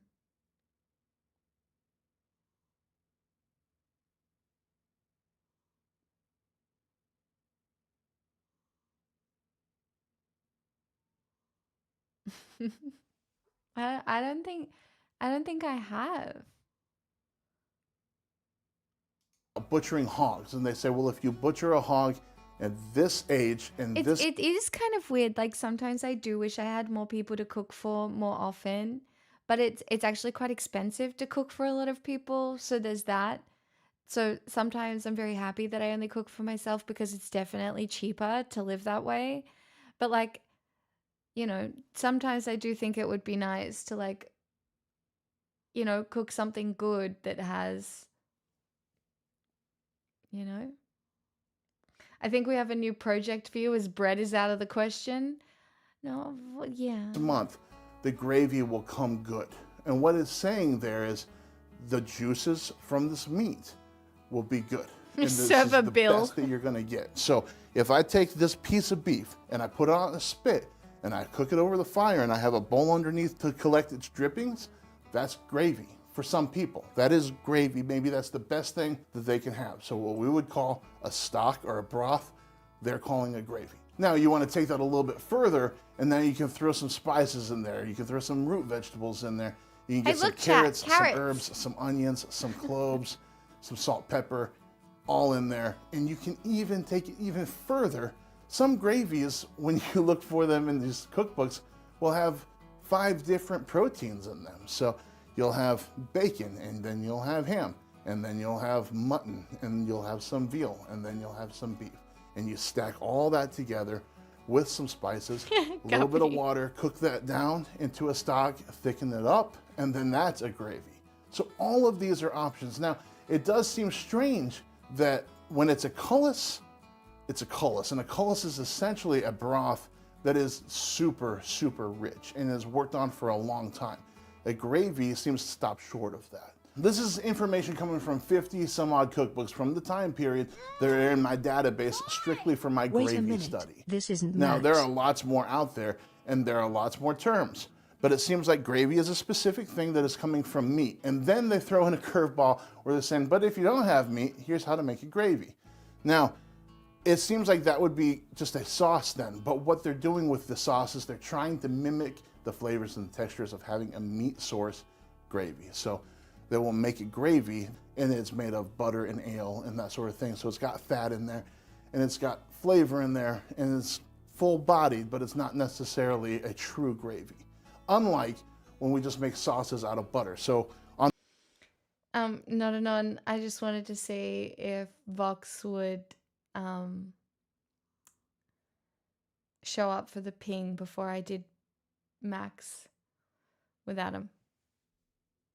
the channel, you'll see us make something like an egg sauce or a pudding sauce. You would never call those gravies, and I've never seen them called gravies in the time period. It's a little confusing, but I promise if you do the research. For dinner tonight, well, second dinner, because I had cooked lunch. But for a second dinner, I have gluten-free oyster sauce that I've got Chinese broccoli and gluten-free oyster sauce because I'm obviously trying to eat more greens. And so yeah. Oh, that's really valid. I just didn't want to be do you know what? I'm not very sociable tonight either. So that makes at least fucking 2 of us. There's a through line, and you can see it there. Now, where this can get even more confusing is when a cookbook is calling for particular gravy for something. So it'll say, a good gravy for a fowl. And then it doesn't have any fowl broth in it whatsoever. You know, it's like a good gravy for a fowl. And it's like, well, take your mutton and your beef, and then that's the gravy for the fowl, which is not something that I'm accustomed to. Usually, you know, Thanksgiving, you think of Thanksgiving and it's got turkey gravy, and you're going to take your turkey gravy and you're going to put it on your turkey, right? Or if you are making a roast, a pot roast or something like that, you're going to take the broth from the beef roast, and then you're going to make a gravy out of it and put that on your beef. So it's strange that for a particular cut of meat, they'll have a completely different protein be the gravy for it, and I did not see that coming at all. They're also making gravies out of every meat that you can imagine. And sometimes they're combining that and sometimes they're not. But I know that, like, growing up in Indiana, if I go out to a random person, I'm like, hey, do you want some fish gravy? That's not happening. Nobody wants fish gravy in Indiana. Now, I don't know about where you're from. I don't know about the coastal cities of America or other countries. I have no idea if you guys like your fish gravy. But here, right here in Indiana, heartland of the United States, we do not like fish gravy. But they used fish and they made gravy like crazy. The rules seem Then I have stringent in some ways, and then it seems like there are absolutely no rules in other ways. But what we're coming down to and what we're going to do today is we're going to build a gravy, and we're just going to take some basic ingredients and we're going to make a basic gravy, and we're going to take that concept of a good gravy is what you have at your disposal in your house right now. The first thing that we're going to do to make a basic gravy is we're going to cook some meat. Now, you can do this in a lot of different ways. In this particular instance, we're going to fry some in a pan with butter. Go ahead and put that in the pan with some salt and pepper, and we're going to cook that. Once that's done, you're going to remove the meat from your pan, and there's going to be some juices in there, and there's going to be some stuff that's sticking to the pan. We're going to deglaze the pan with a little bit of water, and that is a good gravy. That's a very basic one, but this is for somebody who this is all that they have. This applies as a good gravy for the recipes in these cookbooks.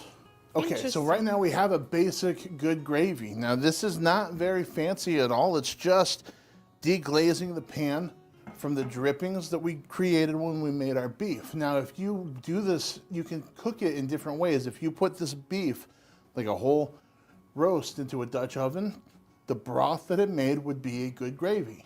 And if you collected, if say maybe we put this on the hearth and we had a spitted piece of meat and it dripped into here, that's a good gravy too. What we would call nowadays, we would call that a stock, or we'd call that broth. It applies as a good gravy in these circumstances, but to make this even better, we can do a couple of things to level it up. Now, one of the things that they would do is they would make gravy for keeping.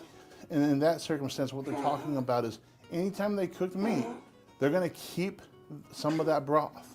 They're going to use it all. They might use it for the current dish, and then they're going to keep some of that back. So I've got some beef broth right here from a previous beef that I cooked, and now we're going to add that to this. And we're going to go ahead and get a little bit of flour and butter in here and thicken it up, and we're going to make the next level up of what a good gravy is. Just like the last iteration of this was a good gravy, this is a good gravy. This is more like what we know today, at least in my culture, as a gravy. So it's kind of thick, and this looks like the gravy that you might make out of a packet from the grocery store, a beef or a mushroom gravy. But really, this is just developed from taking that broth, adding a little bit of flour and butter. Tasty. Here we go. It melted. You just keep stirring it the whole time.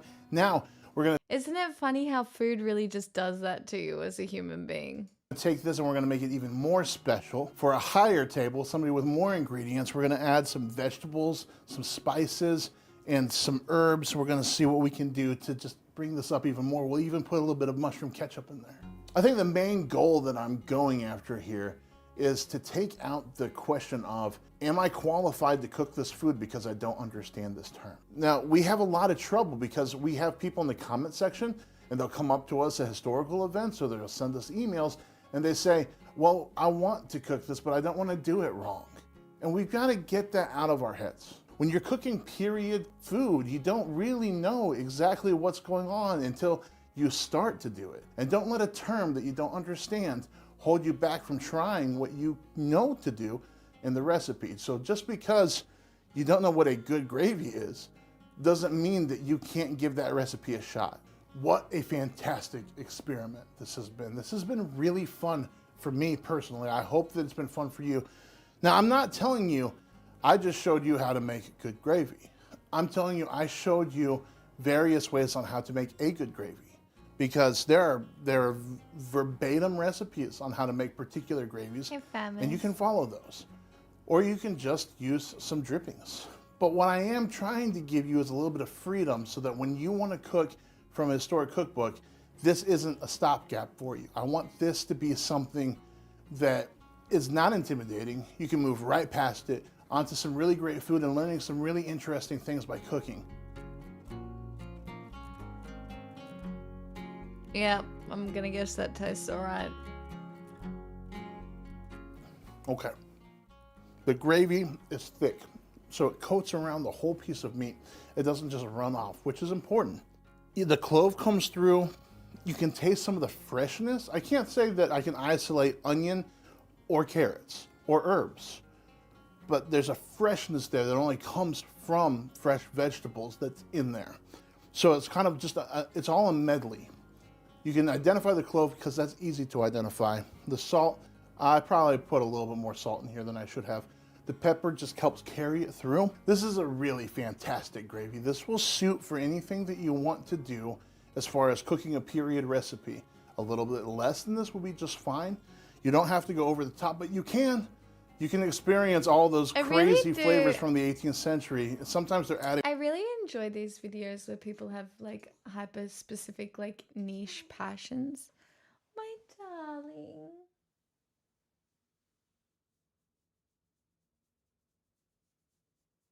You're really just not happy tonight, are you? That's okay.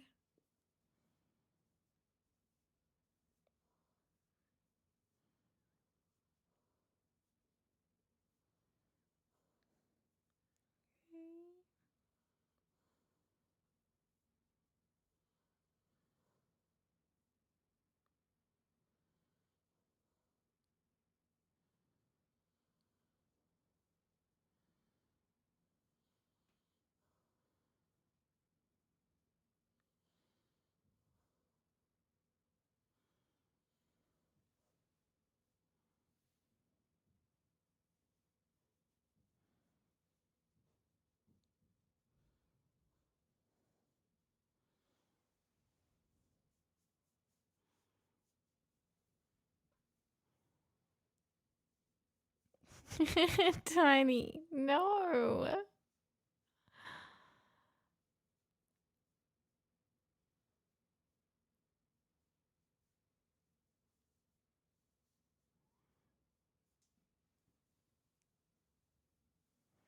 I do agree that you, in some ways, can't go past a good sauce.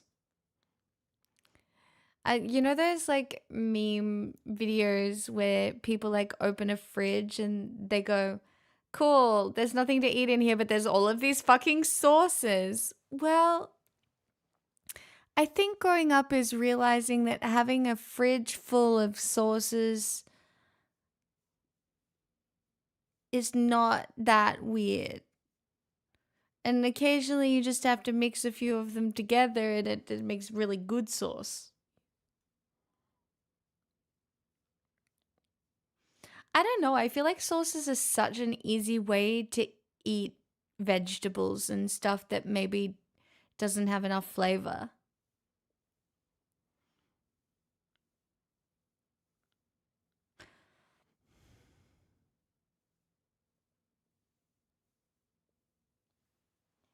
Do you want me to move your bed again? It's just no good, is it? It's just no good. Yeah, well, we all knew you were a sauce slut, Louis.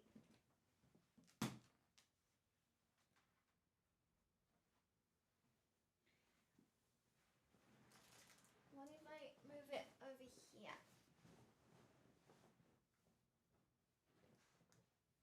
That doesn't feel very staticky.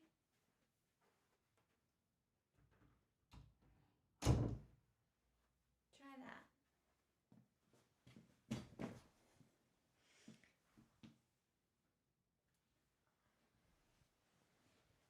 You're starting to get into soups. Chinese dishes are a lot of sauce. I have a lot of Chinese sauces in my, like I have oyster sauce and Shaoxing wine and oh, we might get the shadow. No, no shadow. This has real after school story time vibe.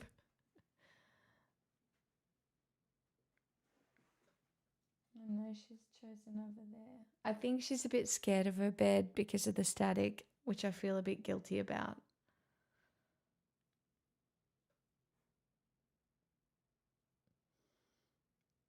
I swear it wasn't my fault.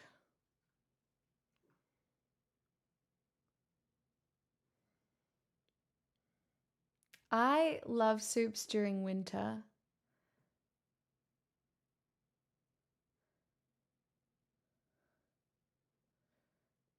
Just came out of the dryer or dry air? No, it didn't come out of the dryer. I think it's just got to be dry air because I think my guess is that I used the oven today and that was the issue, I think.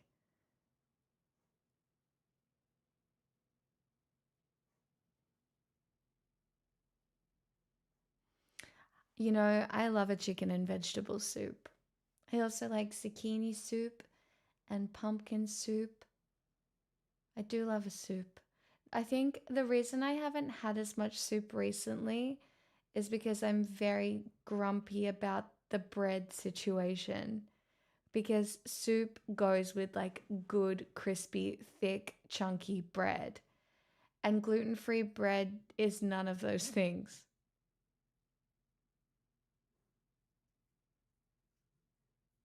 Do you know what I mean? And I think I have almost conditioned myself to not long for the soup because all I want with the soup is bread and butter. Being celiac isn't new. I got diagnosed with celiac about a year ago, but I was kind of, I guess, in denial because I don't have any blood markers. So I thought they were lying. And so not that I did stop eating gluten mostly, but I didn't see any major improvements in my life until I went off the pill. So I think it's a bit of everything, but I feel pretty healthy right now, which is really nice. And yeah, I just turn out I'm one of the lucky 5% of people that have celiac disease with no blood markers. Cool. I'm so unique and quirky and fun.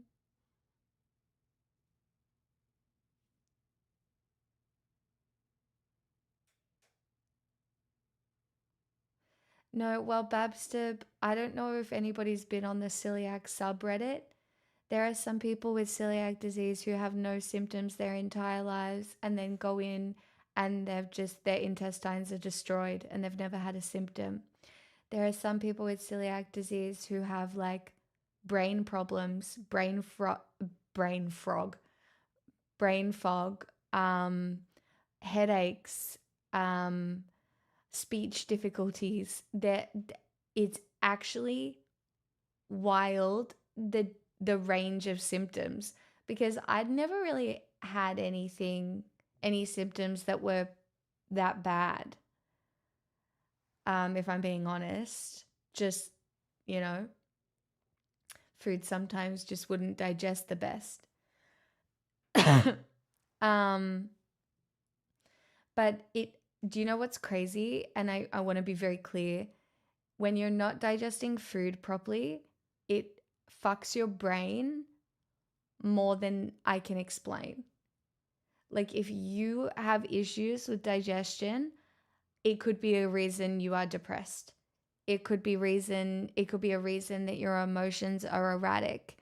Because if there is one thing that has become very clear to me is like the connection between your brain and your digestive system is huge. Your whole body is just trying to work together, but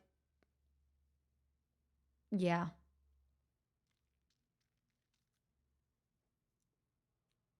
I'm just saying, if you have like bad brain sometimes and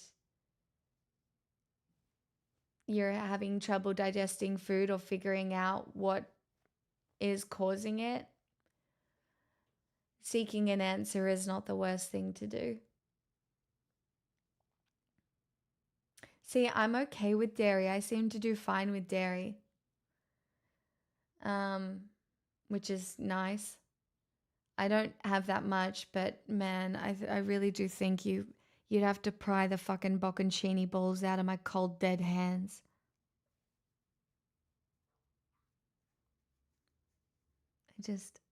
I don't know, man. I feel very excited about a bocconcini ball, you know?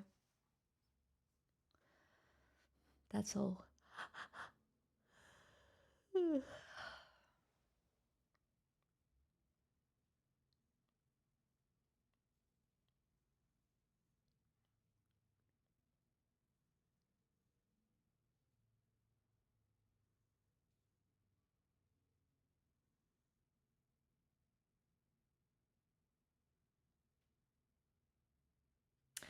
Yeah, I agree, Vox. I understand.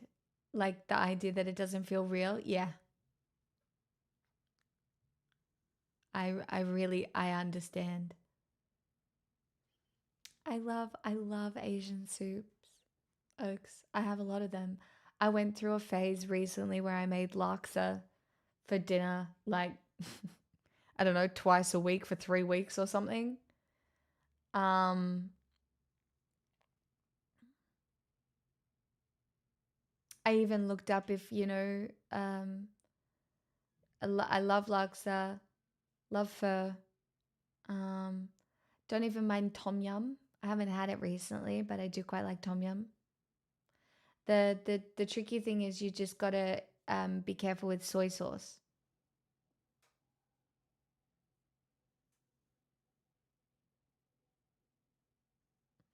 My allergies sometimes make me feel depressed for hours at a time. I get it. As someone with allergies, I understand. Do you know what your allergies are, at least? That's the biggest part of the battle. If you know what your allergies are, whether it's dust, pollen, nickel, pistachios, mango.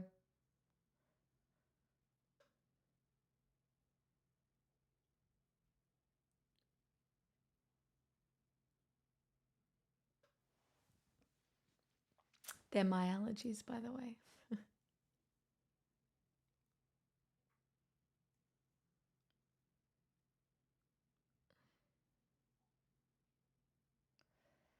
Yeah, no, you can get a few different ones now, Famis. I've got any tamari is gluten free, so if it says tamari, you're pretty good. The tricky one was soy sauce. I had to get like the Chinese brand because they don't thicken it with wheat. I can't remember the name of the brand, but oyster sauce. You've got to get specifically gluten-free Worcestershire sauce.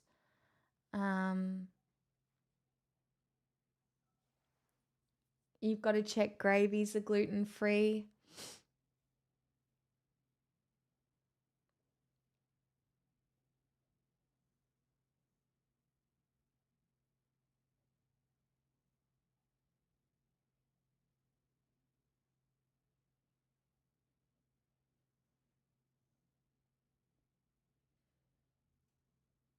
Yeah, that sounds delicious, Oaks.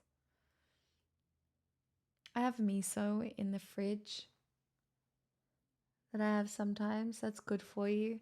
I do realize I probably haven't had anything fermented recently. I probably should have like some kimchi or some sauerkraut at some point.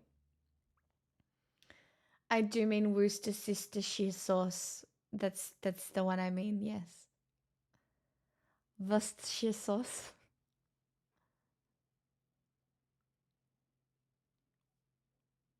Yeah, bechamel sauce is really nice.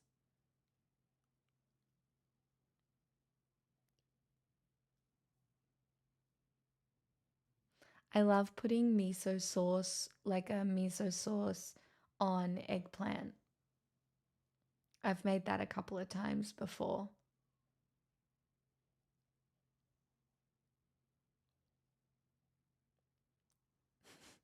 See, that's interesting. Like, I love prawns. They're just such an easy protein to keep in the freezer.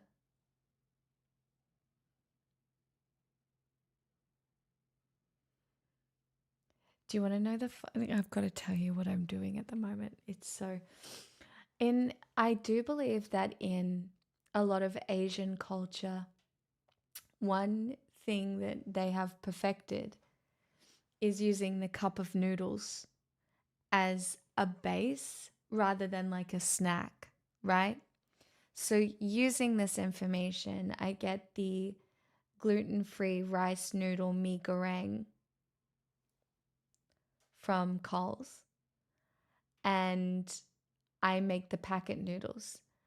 But then I've fried up some prawns, I'll fry off an egg, I'll add some spring onions, some fried onions, um, and mix it all together, and then it's a meal. What do you mean? It's just the flavoring was done, the noodles took 2 minutes, and then bam.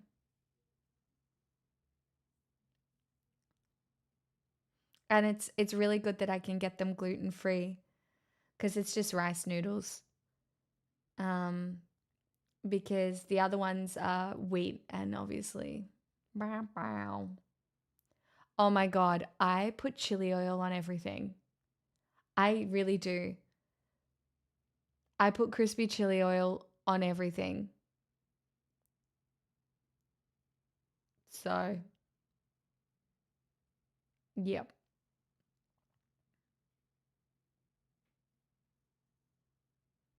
You got me onto using chili oil. It's just so good. It's so good.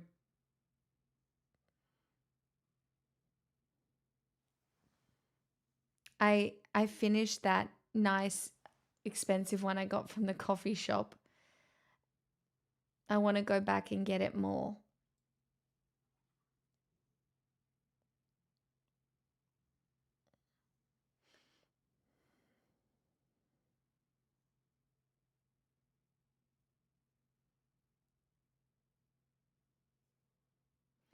How much is it? I don't actually know. Hold on, I'll try and find the brand. Maybe I can order it online. Chili oil Oz. It's this one. Oh my fucking God. Oh no, this is an extra large. It's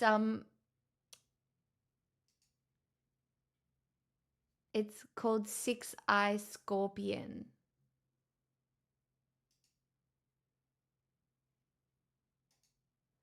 And it's $19. Like $19 for a chili oil. The one I get though is from the supermarket. The one I've got now is just from the Asian grocer.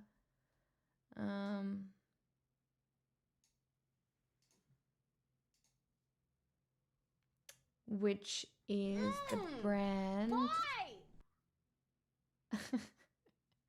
And I am gonna go buy it. Yeah, it's Logamma, which is $4.30. But I do really like this one. I'll show you. Hold on.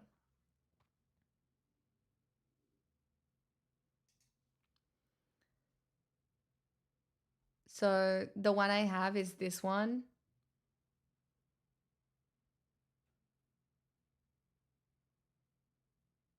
Which I think is just like the normal one. And then it's this one. Oh, look, it's on special for $15.20, $19, $18.50, $23, $19. But I had this one, and there's definitely a very like it's got a good flavor about it, and it said gluten-free on it. Whereas does this one say gluten-free? Do we know if it's gluten-free? I don't even know if I've checked it.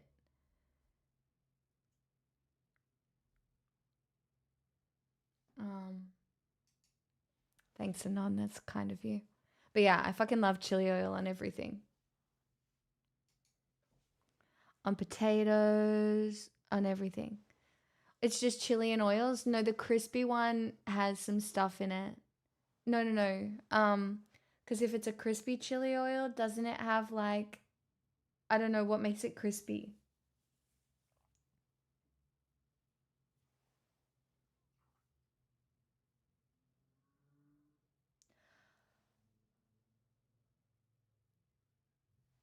You know what I mean?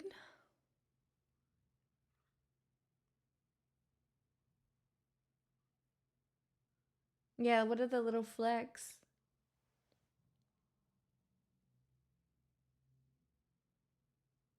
The seeds?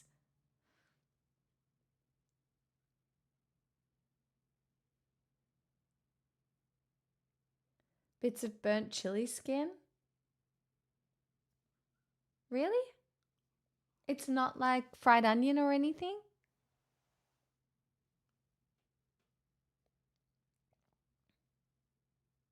The crispy bits are the chilies. Okay, am I dumb?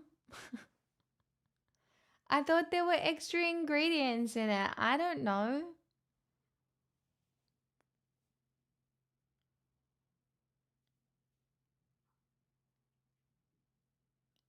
Yeah, I accidentally got the peanut one time. That was good though.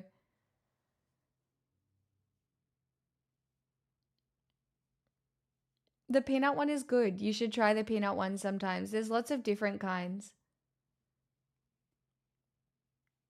Maybe I'll go to the Asian grocer tomorrow as well. No, it's just chilies. Okay, well, I'm stupid. Hi, Nightingale. Yeah, well, it's not good for the people who are allergic to peanuts. 12-minute video on what it is and how to make it.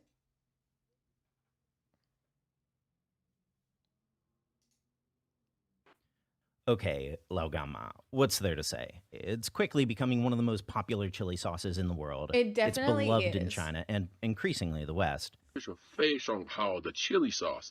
And really, it's for a good reason. It's got just the right kick of spice for an all-purpose sauce. Its fermented ingredients give it a ton of complexity. It's just something Oh awesome my God, to toss serious- on white rice or really whatever. Literally me. Literally me. Literally just put chili oil on rice and you're good. Maybe a bit of salt and pepper, you're thriving. But I don't think enough people know that Laogama isn't its own unique invention. Laogama belongs to a category of chili sauces from the Guizhou province called Youlajiao. So today we wanted to show you how Guizhou Youlajiao fits in with the context of the cuisine there, a bit on how Laogama got started and what makes them unique, and finally give you a recipe for how to make it yourself at home, because traditionally this is stuff that Guizhou families could and would make themselves. Everyone's familiar with Sichuan food, and why not? It's a great cuisine, but it's far from the only province in China that loves their chilies. There's an old, increasingly worn-out saying in Chinese that the Sichuanese can handle their heat, that the neighboring Hunan province certainly isn't afraid of their chilies, but that people in Guizhou are afraid of food that's not spicy enough. And while that quip's definitely a bit on the hackneyed side these days, it does, I think, speak to at least part of the essence of Guizhou cuisine. Guizhou food is intensely spicy, sour, smoky, and makes heavy use of fermented ingredients. A common aromatic is yuxingcao, which I love, but I've seen others gag on. It's a cuisine with strong, bold, and unrepentant flavors, a suitable analogy for the province itself. It's hard drinking, packed to the brim with street food. It's got that sort of charismatic grit to it. And they do certainly love their chilies. Oh my God, that A looks so fundamental yum. ingredient in the cuisine is a chili paste called cibalajiao, or pounded chili, that can serve as a basis for braises and stir-fries, and we've covered that on this channel before. Hulajiao, or roasted chili flake, is another classic. And similarly, they also have a chili sauce called Youlajiao, commonly translated into English as chili That's the one crisp. with the peanuts. You can see it as a topping in snacks like Zhenfen, rice noodle rolls. It's a great dipping sauce for any number of What things. is that? You'll see it as an optional topping in Oh my the God, I'm so increasingly hungry. popular Yang Rou Fun lamb rice noodle soup, and it can even be found in a simple breakfast sticky rice bowl. But here's the thing. There's not just one Youlajiao. Different families and different restaurants make their own versions, which is why you see so many different types of Laogama chili sauce. Some have a strong hit of douchi, that is, black fermented I do sense a second dinner in my future. Oh no. soybeans. Some include a spate I've never of seen the crispy rolled up fried rice stuff, paper and rolls others will even include a things. bit of chicken or beef jerky. I haven't seen those anywhere. So it's in this kind of culture that Laogama was born. Well, these sorts of origin stories are almost always apocryphal. Undead, The that's story what I goes like have for this. breakfast. The a original lot. founder of Laogama, Tao Huabi, had a liangfen stall on the side of the highway outside of the capital Guiyang. Liangfen is a dish that's usually topped with Youlajiao, and Tao Huabi's Yeah, I was haven't quite seen popular. that. In particular, people raved about her chili sauce topping. It was so popular that she started making bigger and bigger batches and selling some of that chili topping to other vendors. One day, she was feeling a bit on the lazy side and decided to not make the topping. I guess And as a similar. result, she saw her customers going elsewhere. It was at this point that she realized that people really loved her Xiangfen? chili sauce, not her liangfen, and decided to go Yangfen? strictly into the sauce-making business. So perhaps with a bit of a first-mover advantage, Laogama moved products fast, and in the early 2000s started rapidly expanding outside of Guizhou and into other parts of China. As as- in like frozen with the whatever's in it already, and then how do you cook it? Do you just steam it? I get nervous asking for things at the Asian grocer. I try and go in with a plan. because I don't know, I hate being annoying. Um, I'm so obviously very white when I'm in the Asian grocer. And I usually go in and I know what I'm getting. I'm getting tofu puffs. I'm getting, you know.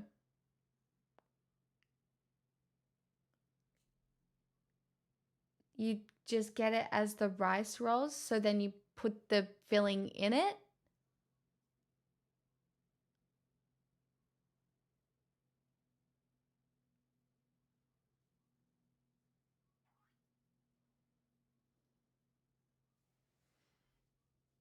Why it became so huge? Occam's razor, it tastes good. But I think at least part of it also has to do with China's internal migration, especially when I first moved to Shenzhen. Sometimes I'd see friends from other provinces reach for lao gama because the cuisines here on the coast tend to be more mild than the interior. Yum. So at least for them, lao gama was a decent answer, something that they could eat with rice when their Cantonese canteen I think there's a chance it's not gluten-free because, like, tteokbokki is not gluten-free. That was disappointing to learn. just wasn't doing it for them. So right, how to make chili crisp. Recently, we've seen a spate of recipes online in English for this stuff, but in the end, most of them seem to use Sichuanese technique rather than Guizhou. So at the very least, we figured that it might be useful to clear the air a bit. So the variety of chili crisp we'll be making is sanding, or 3-dice chili crisp. If you've had that laogama with the fried tofu inside, that's the sort we're talking about. Together with the chili, it's got peanuts, datotcai preserved turnip, and of course some of that crispy tofu. But even if you go in a different direction, the fundamental technique here should work with whatever chili crisp you want to make. So first, let's talk chilies. The base of a chili crisp is those hula jiao that I was talking about before. Depending on the kitchen, these are either toasted on wok or Not roasted tiny. on ashes. We went with the former, but feel free to play around with the latter if that slight smoky hit sounds a bit more up your alley. Now, the specific cultivar that Laogama uses is a Guizhou chili called chicken claw pepper. These are actually not overly spicy, which is why the chili crisp isn't overpowering. So outside China, I'd recommend subbing these primarily with Kashmiri chilies. They've got a very similar color and flavor. Chicken claw pepper is a touch spicier though, so if you'd like, you can also add a touch of arbols or cayennes to your mix. Personally, I'd probably do a ratio of 3 parts Kashmiri to 1 part arbol. So take your chilies, snip off the stems, and cut into 1 centimeter pieces. And then these are ready to toast. So to a cool wok, add in the chilies together with about 250 grams of salt and set that over a medium flame. The purpose of the salt here is to help these heat evenly because dried chilies do have this annoying tendency to scorch. Once you start to hear small popping sounds after about 2 minutes, turn your heat to low. This means that your salt is hot enough. Now continue to stir and toast those for about 5 minutes. What you'll be looking for is the chilies to get roughly chestnut colored, but as it always is with chilies, it's safer to under-toast here than over-toast. So strain out the salt, give the chilies a good number of whacks to shake off any excess, and then these are good to pound. Definitely don't waste the salt here though. The chilies won't impart much of a flavor, so this will all still be good to reuse. Huh. Now add the chilies to a mortar and pound it into a flake. You should be able to use a food processor for this too, but you definitely don't want it to be too fine. Going at it by To hand, some of the evenly chilies will heat get the into more of a chilies so they powder, don't and some will be a burn larger rocks. flake, which is perfect for a chili crisp. And now that you've got your toasted chili flake, set that aside. Now for our other ingredients. To give the sauce a bit of complexity, we've got a bit of doucher, black fermented soybeans. As an aside, Laogama uses their own proprietary method for making doucher. It's even been the subject of lawsuits. Here we're just using 30 grams of a bog standard Cantonese doucher, which you can find on Amazon or at like any Chinese supermarket. To those, add an equal amount of baijiu liquor, and maybe sub that for bourbon if you can't find baijiu. You'll probably want to do this step before anything else, because this is best soaked for at least 2 hours. Now for the tofu, we're using 60 grams of dougan, which is a sort of hyper-firm tofu. If you can't find this stuff, you could alternatively press some extra firm tofu, maybe swap it with a smoked tofu, or just skip it. Cut those into about 1/2 centimeter cubes, and we can give them a fry. So in a cool pot with about 2 cups of oil, toss in your tofu cubes and turn the flame to medium. Let those slowly fry and stir them periodically. We're not aiming for too heavy of a fry here. For reference, we were working at about 125 Celsius once everything got up to temperature. Once your tofu is starting to get golden brown, after about Wow. 10 minutes or so, take it out. Last leg of the sanding, 40 grams of dato cai preserved turnip. This adds a really nice flavor to the sauce, so definitely try to source it if you can. I have seen this stuff at Chinese supermarkets in the West, but if you're out of luck on that front, you could alternatively use an equal amount of Sichuanese jia cai, which is available online and at most Asian supermarkets. So get that into about a 1 centimeter dice and set it aside. Before we fry, though, a quick aside about oils. Guizhou Yola Jiao, Laogama included, uses an oil called caiziyu as a base. It's a sort of virgin rapeseed oil that's fundamental to a lot of dishes in the Chinese Southwest, and here is no exception. If you can't find rapeseed oil, we'd recommend using Indian mustard seed oil instead. And if you can't find that, well, a nice peanut oil would still get the job done. So to a pot, add in 1 cup of your oil of choice and set that over max flame. Heat that up until it's just starting to smoke at about 220 centigrade, then turn off the heat. Heating the oil up first cooks the oil and removes its raw taste. A must here for rapeseed and mustard seed oil, and preferable if using peanut. Once the oil's Interesting. cooled down a bit to about 170, swap the flame to low and go in with some aromatics. This was 2 inches sliced ginger and about 3 cloves of crushed garlic. Now fry those for about 2 minutes or until the garlic's just barely starting to brown, then go in with a preserved turnip or jia cai.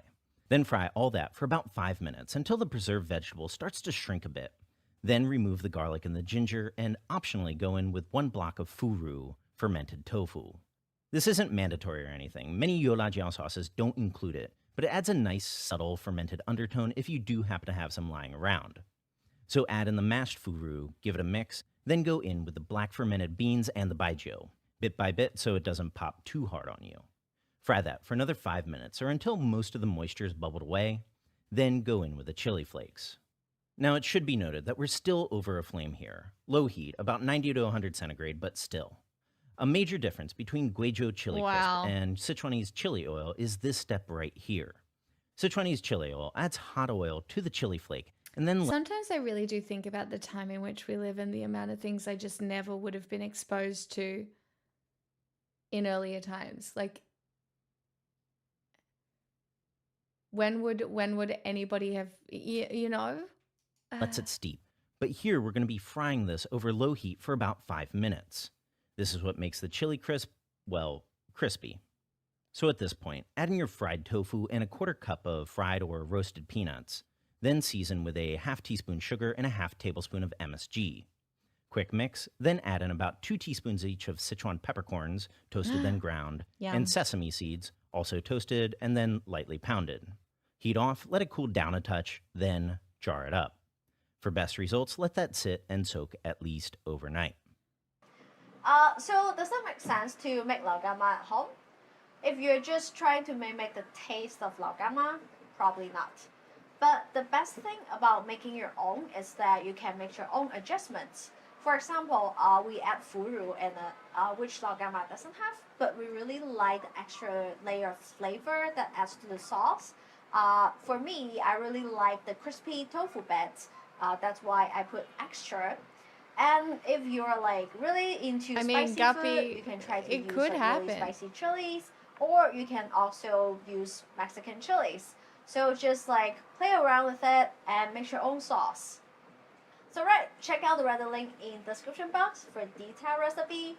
A big thank you for everyone that's supporting us on Patreon, and of course, subscribe for more Chinese cooking videos.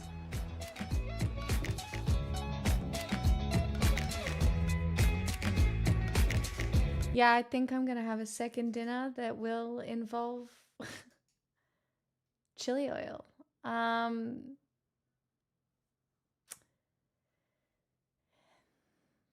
Yep.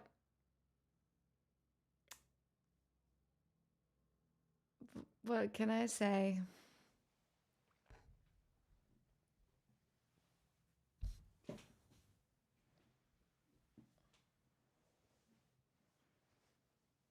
I can maybe just cook up some of the Chinese broccoli with oyster sauce, and then maybe I'll just boil a couple of eggs and have rice and chili oil and that.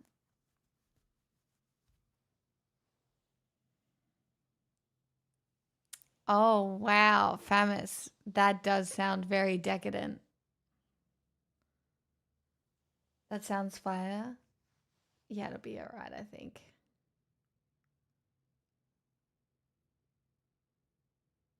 I'm already concocting dinner for tomorrow.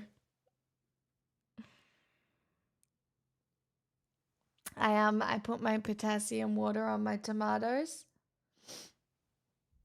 So hopefully they like that. Doing a soft boil or a hard boil? Probably like 8 minutes is how much I boil my eggs for. I don't know, Famis. Ugg boots are the best. They really are. Um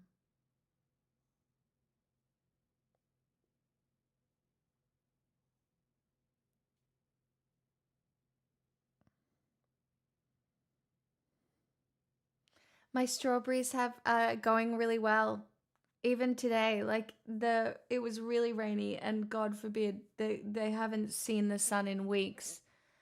But my strawberries came back from the dead. And I mean I haven't seen a strawberry yet. But they're not dead, they're growing. So fingers crossed, you never know. Maybe I'll get a strawberry. Or maybe not. So in order to get tomatoes, you must first grow bananas? No, so I planted them in proper soil. Um, but because I repotted them, I just put some extra potassium on them. Because apparently tomatoes love potassium. I probably need to, next sunny day, I probably need to prune them a little bit.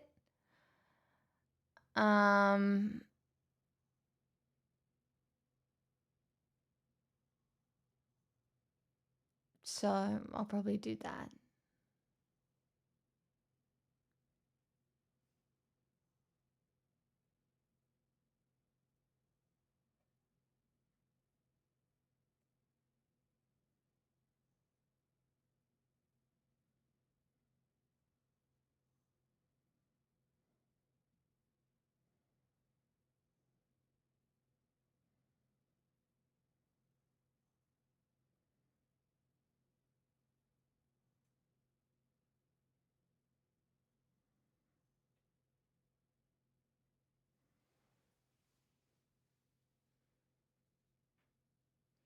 Do you people, the whites, rinse your rice to feed your garden plants? I recently saw that's a thing Korean grandmas do, and it's apparently really good for the soil.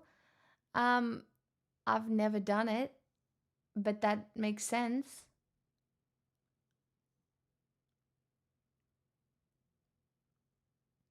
Lol, no, you people with gardens. I don't have a garden. I live in an apartment that I rent. I know I look rich. I know. Stop it. But I'm growing stuff in pots on a balcony for fun.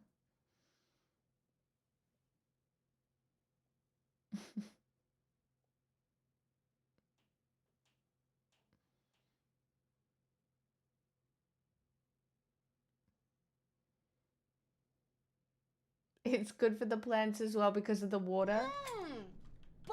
An Anon. anonymous user gifted a tier 1 sub to undead_logic. 6 months, hey? They undead. How lucky. That is very kind and based. Undead is a chatter that deserves that.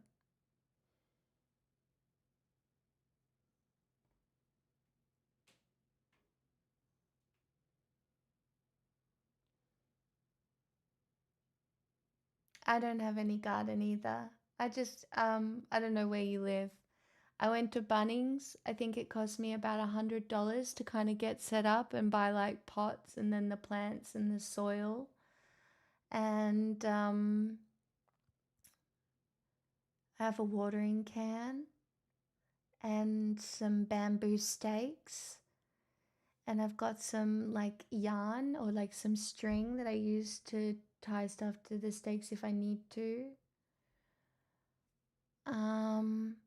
My mum gave me a pair of gardening gloves.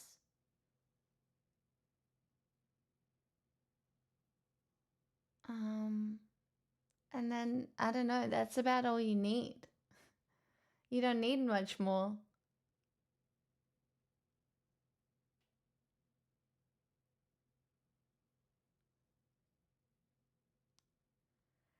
I don't really have very much direct sunlight at all. And I'm still trying. I don't have very much direct sun at all. So occasionally I will move my plants around the balcony on some days to make sure that they get enough sun. It's yeah, I don't get very much.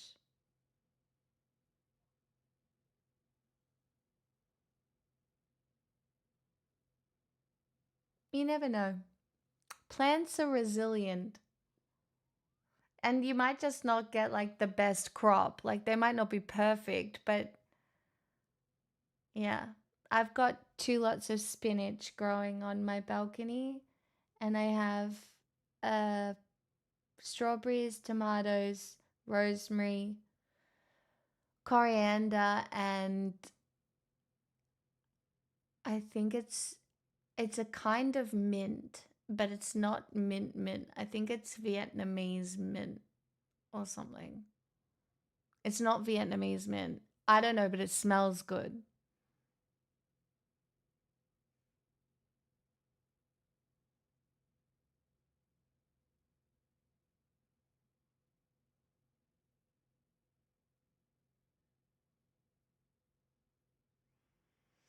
What you do is, and what my mum has always done, is you can pick tomatoes a little bit early if they're not ripening, and you just put them on a plate on the windowsill, or like near a windowsill, or just somewhere in the house that gets enough sun for them to continue ripening.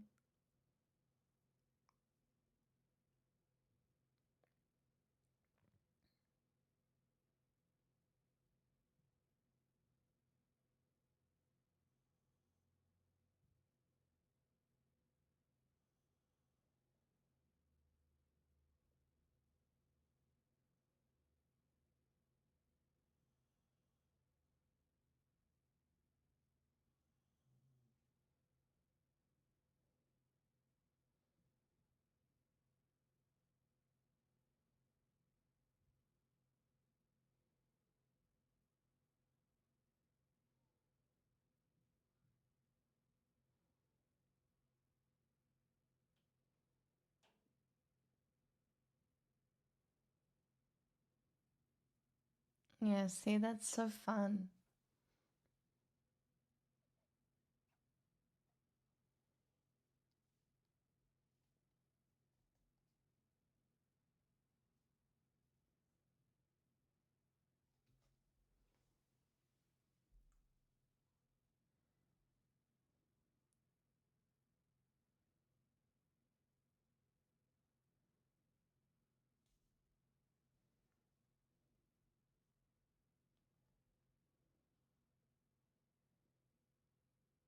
I gotta go make some 6 a.m. food. I had sultana bran for breakfast this morning.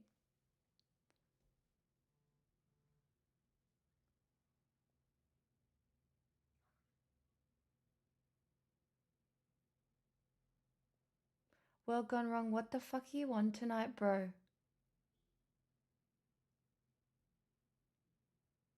What are you on?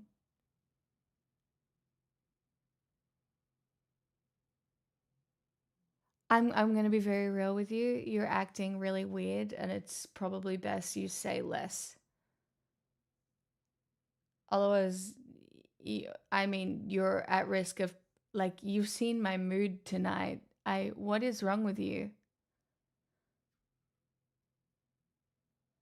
That there is nothing bad going on in conversation right now at all, and that's so out of the fucking blue.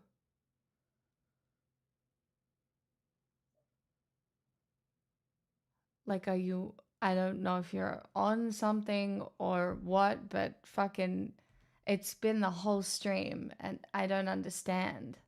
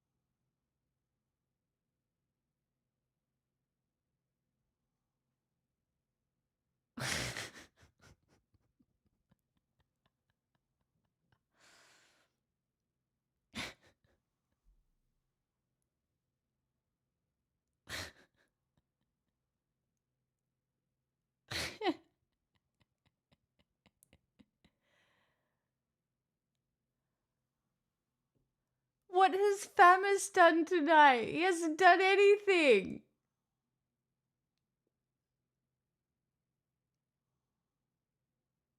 What?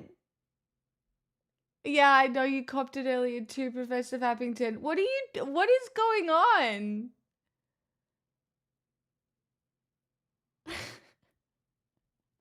I don't understand. I don't have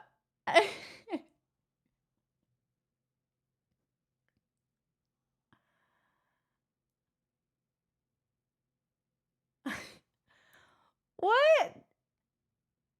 Well, gone wrong, you're so normal some days, but today you're not being normal. I'm so confused.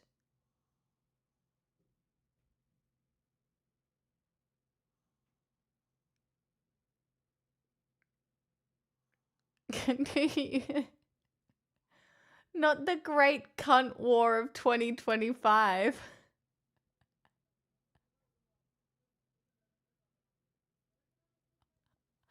I'm so confused. Today has been a fever dream, and I think I, I'm really confused. I don't, I,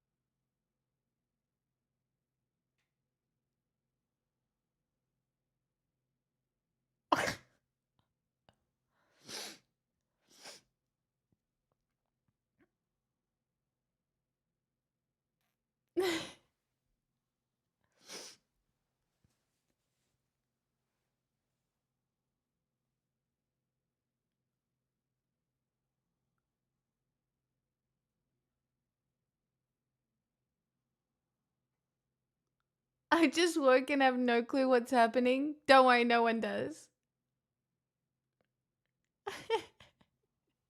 Copy.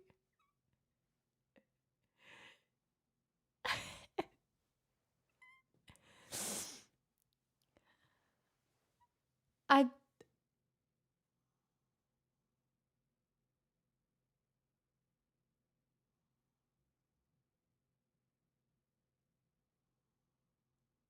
Yeah, but what go wrong? Are you going to explain why you've been on one today?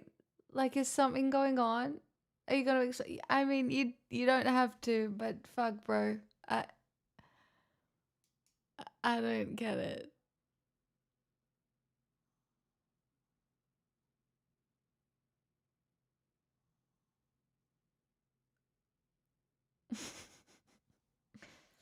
I don't know, but it is gonna be a rough Mercury retrograde this month, I think.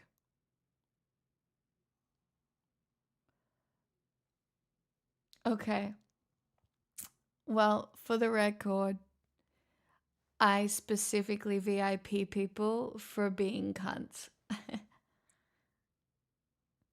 Good cunts. Because in Australia, cunt is a term of endearment. So, ye fucking ha. Also, if someone is or has been VIP in this channel, I mean, they have a level of immunity. Just saying.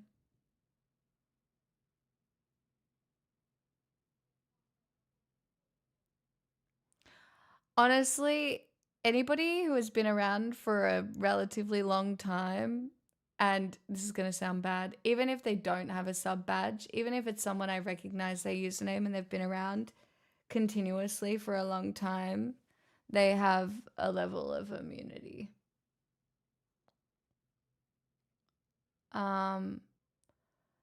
Mainly because I try not to be someone who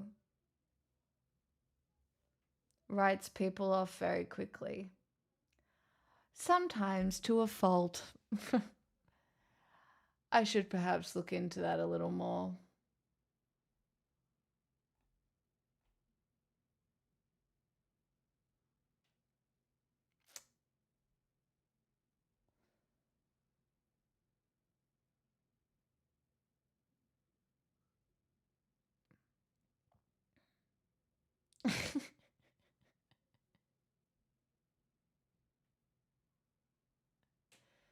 Guppy, you're so brave. You're the bravest right winger. I'm joking. You're the bravest centrist ever. And let's be honest, you're here because I'm fucking funny and delightful company. Okay? It's fine. Ah, for crying out Jesus loud. Christ. From Google AI, there is no evidence of any specific astronomical event causing weirdness in Australia right now, but the presence of thousands of satellites in Earth's orbit, particularly from projects like Starlink, has been noticed by the public. That's crazy. Luckily, I've got my Shungite. The 5G rays can't get to me because I am protected by the crystals. Actually. So, take that. Chat, I don't even know if I'm going to open song requests. I'll sing you like 2 songs and then I'm going to bed. No one is allowed to request songs because tonight has been just tonight has just been the opposite kind of huge from last night, and I don't know how to describe it.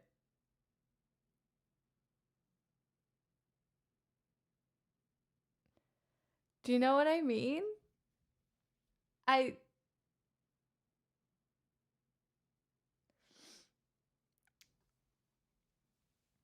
It's okay. Any centrists who try and like listen to is famous Mr. Robot or something.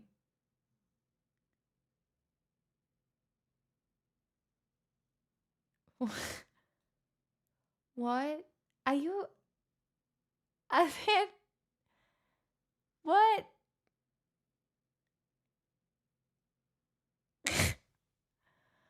What? We're gonna need. What?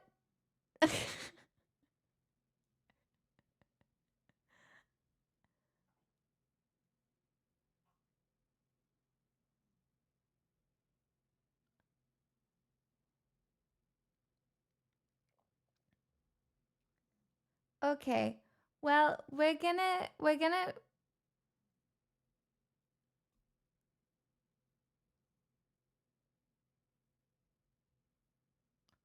I don't know what's happening. I really don't.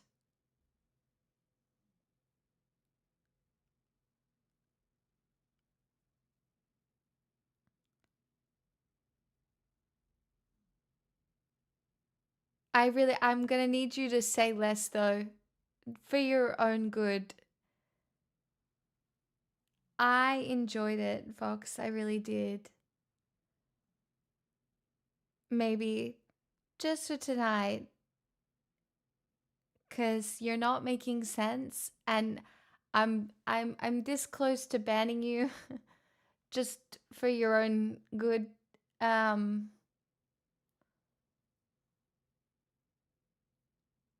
Not forever, but like just for, I don't know, maybe you need a glass of water or something.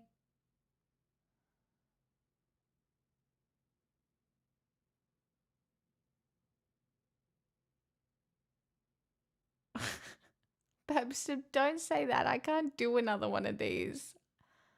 I need a rest. I need a rest.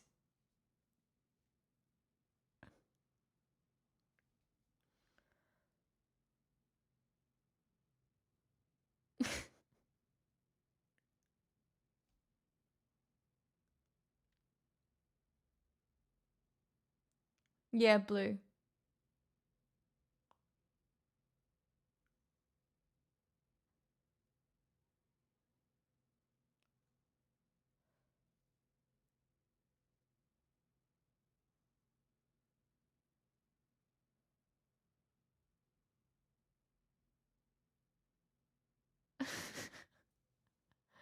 This is terrible. Today has been terrible. I'm so confused.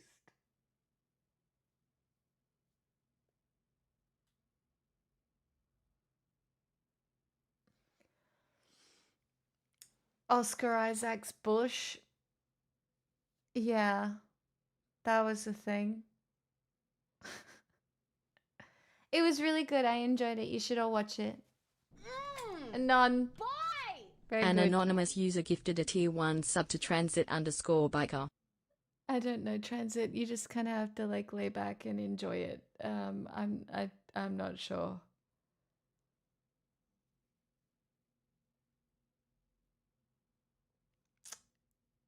I mean, this has been the realest of all Real Talk Tuesdays.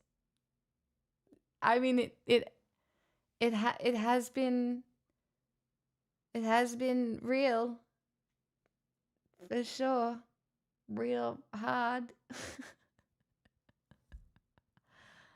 I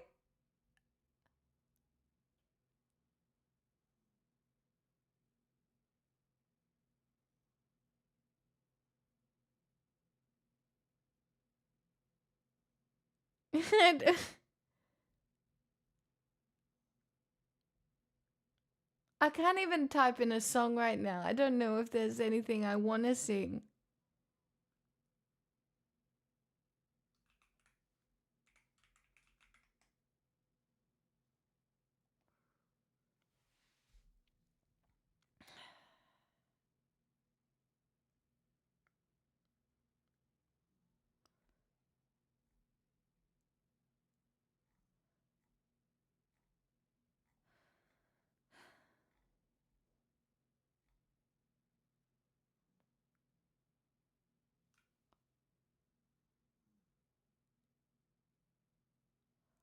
Where the fuck did the random hype train just come from?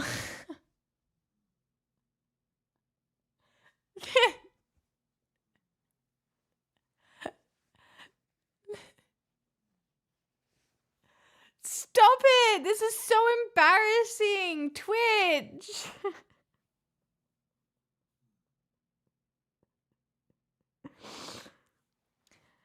Wow, there's so many good reasons to give me money tonight, guys.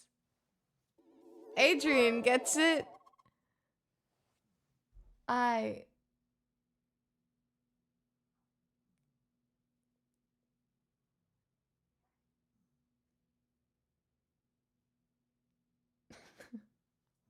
don't think you're allowed to give me money either. I think it can get you in trouble.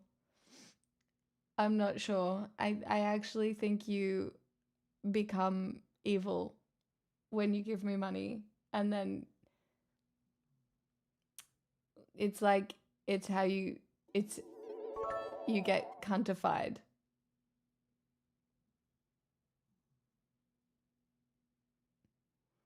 Zombie, I watched it today. You should definitely go watch it. It's very good. I love it. I've been lurking a while.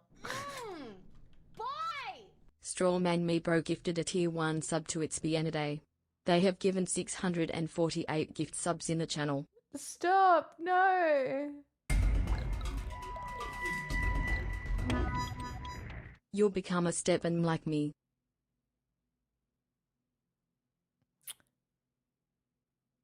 Well gone wrong. Your behavior today means you're years off a VIP badge because you can't treat other people in the community the way you did today, and I can't VIP you because that would Guppy Sharkadle gifted a tier 1 sub to Sienna Ate It. that would be validating your behavior, and if you were to do it again, that would I can't. People I VIP are representatives of the community. And while some of them have questionable behavior, sometimes it's never mean. Just say my name. So it doesn't really have anything to do with money. It never has. In a world full of poggies, this is a job for Super Stepan, Kappa. Not a nod. Hail Beelzebub gifted a tier 1 sub to Zombie Pineapple. Oh, that's really nice. They have of given you, 6 Hale. gift subs in the channel. Thank you for gifting Zombie. That's very nice. Oh, Guppy, thanks for the gifted sub as well.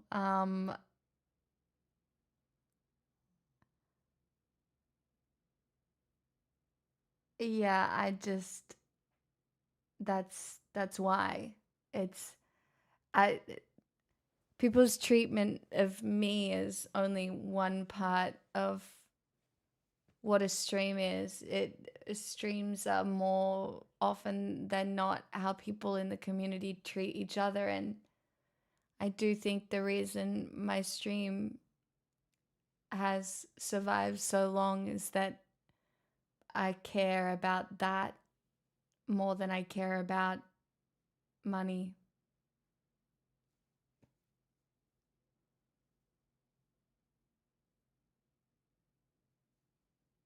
So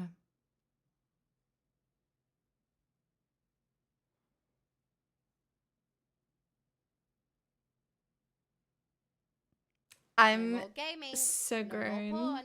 Oh God. No, we're going to go back and learn how to dance. Just 'cause I feel like it's been a Oh, while and I no. like round, it feels like now is an appropriate time. Vin. That's extremely generous. Thanks for the round number. And I'm not even saying that because I'm a good person.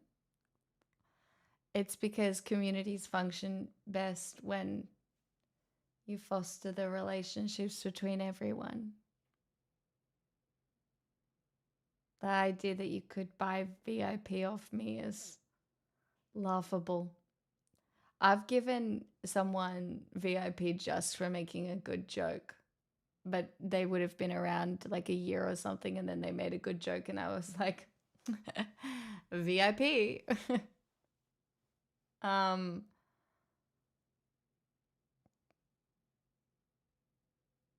Yeah, no, I have done that. Like I've just done it randomly.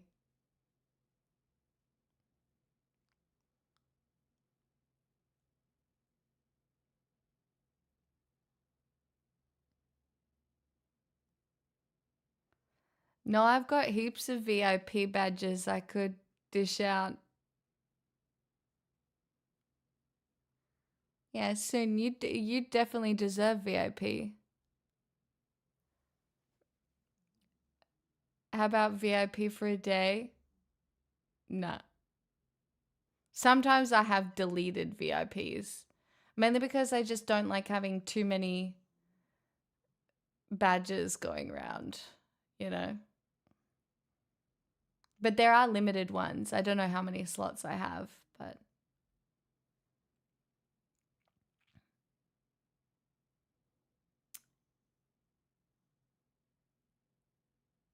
It's not even spring cleaning. I pass them around. I just haven't done it in ages because I'm lazy.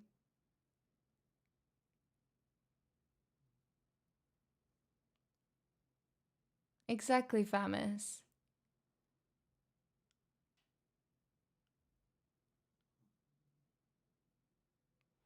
No, no one was mad. Soon wasn't mad when I un-VIP'd. It just, I've always rotated them.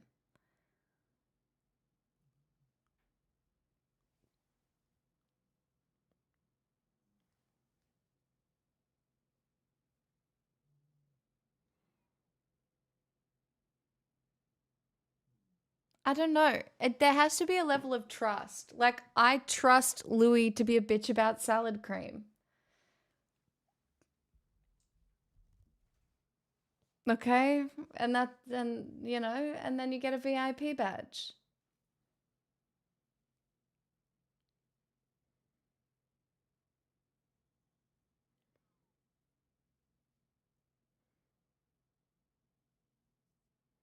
Also, I VIP people who are around a lot as well.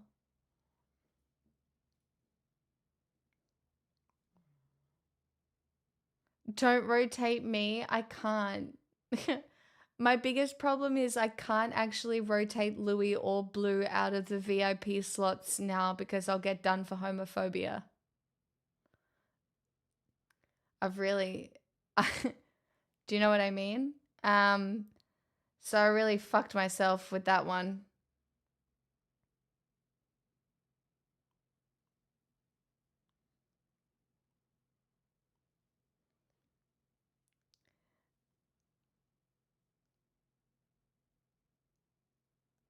I can't give a duck. I'm not giving you VIP, but I will give you props because at least you don't post dictionary definitions in chat anymore.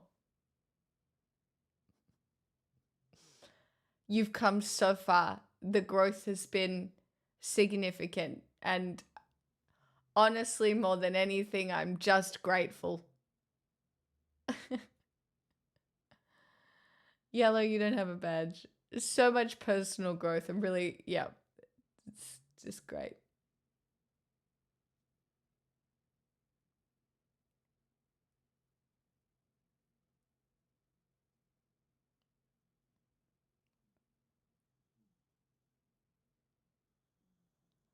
Why are you still on it? World gone wrong. What is wrong with? What is going on? Famus is keeping his VIP badge forever. If that's a problem for you, leave the community. I don't know what to tell you.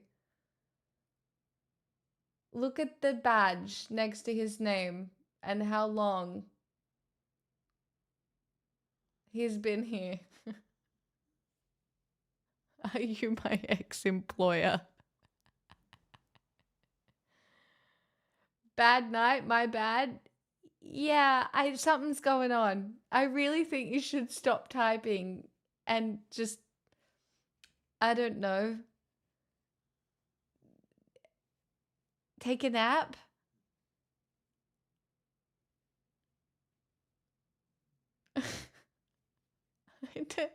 It feels, I don't know what you, Famus, I don't know. I think it's actually jealousy. Well, gone wrong, are you being jealous? Is that what's going on here? I'm so confused. I think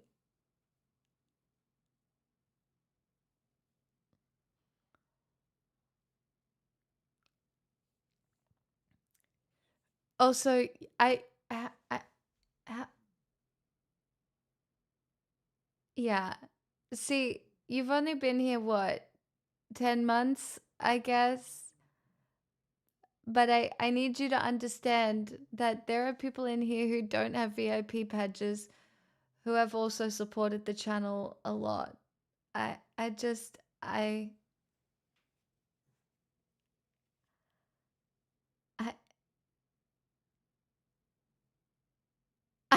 I really don't.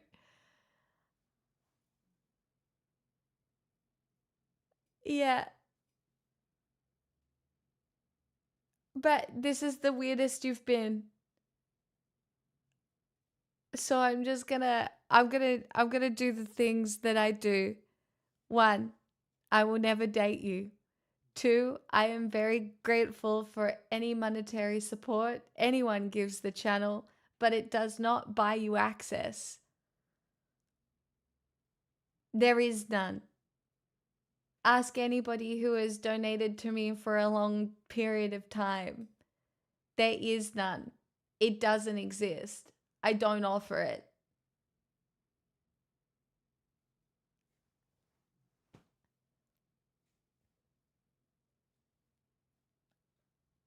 And I know that maybe makes me seem like a giant bitch, but I just don't.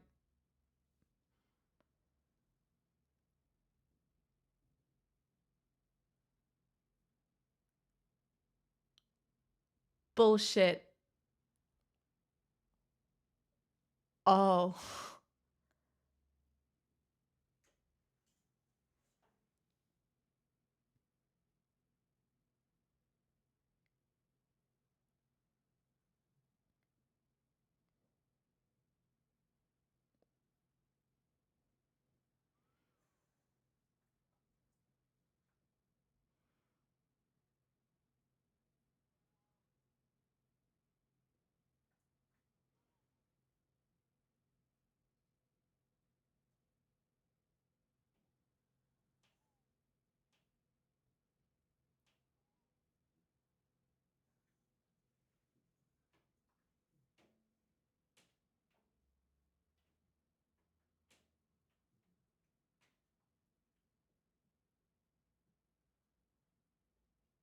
This is so weird. It goes from like crazy crash out to I don't want VIP.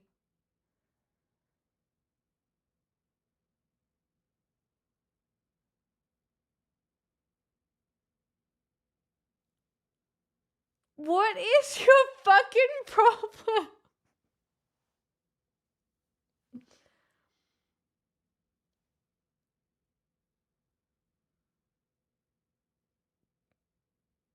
Okay, all right, okay, hold on. What is your specific problem with Famis?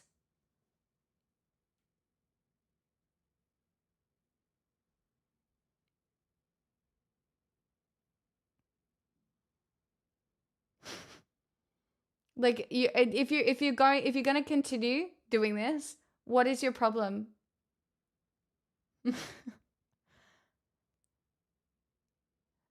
And Louis, thank you for acknowledging that. I've done it 3 times. I've banned people who have given me money 3 times.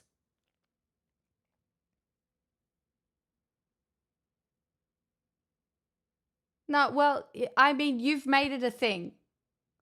You've made this chat center around you having a problem with Famis, so you might as well just say.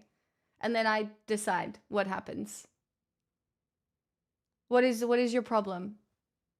Specifically.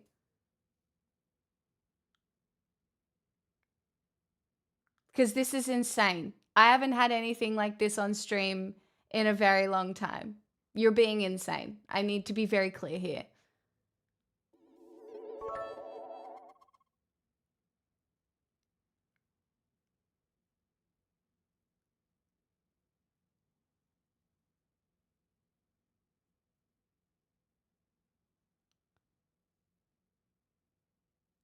But why?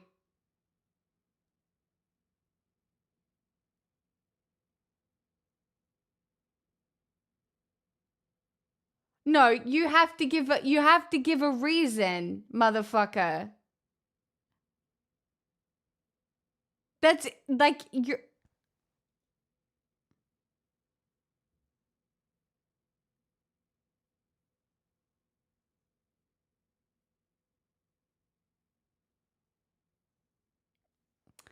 I'm sorry. I don't want to be rude. This is giving mental illness. I don't know what's going on.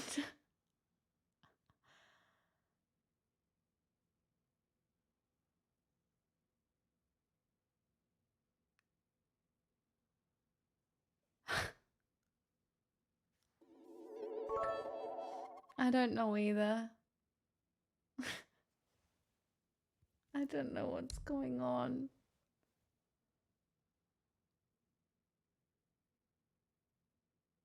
It does feel out of character. No, don't laugh. This is really out of character. And I know you like listening to me sing. And if you want to continue doing that, I am so off put right now. I'm this close to banning you forever. I'm not even kidding.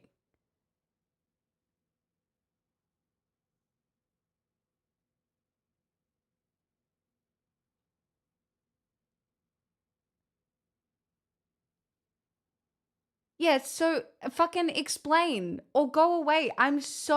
This is so off.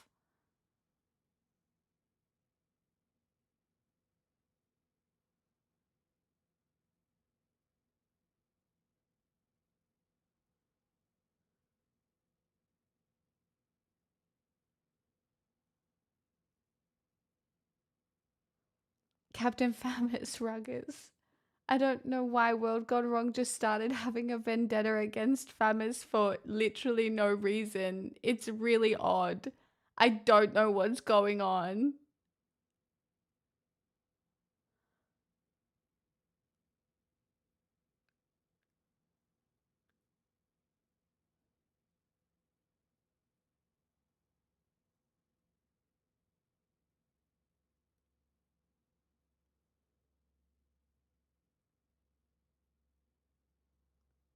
Okay.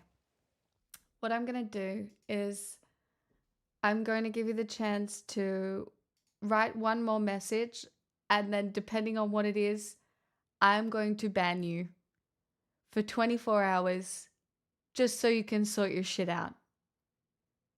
Because I know you enjoy my singing. Most of the time you have been kind to everybody in the community, but tonight has been something else. And the way you treated both Professor Fappington and Famous has not been okay. So I'm going to give you one message and then I'm going to ban you for 24 hours. So don't worry, I'm not streaming in the next 24 hours, so you won't miss any content. But I have had enough of this because my content should not be about you. And this is weird. It's so fucking weird.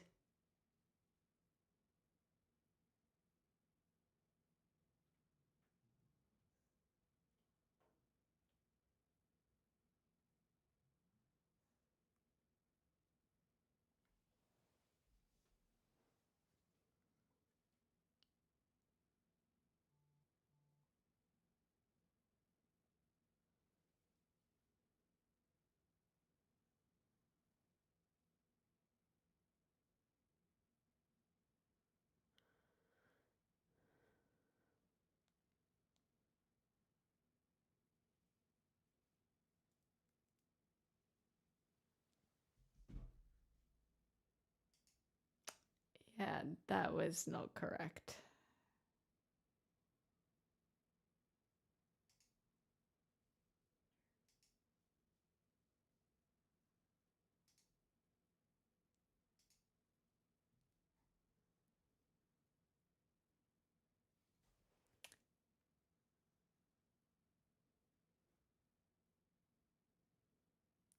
I'm going to be real, chat. I do my best, but that is a lot. Tonight's stream has been a lot. I don't really understand how someone goes from. I don't understand.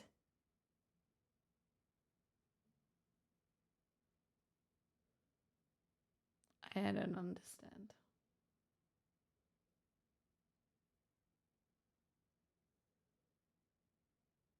It is out of character. I don't understand.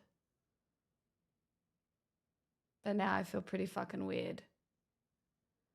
It has been a rough night, hasn't it? Fuck me.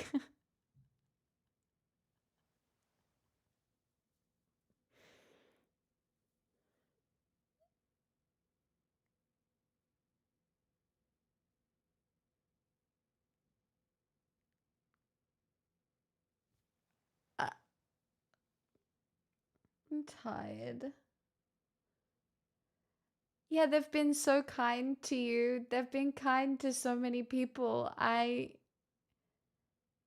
They love listening to singing and are generally a very fine chatter.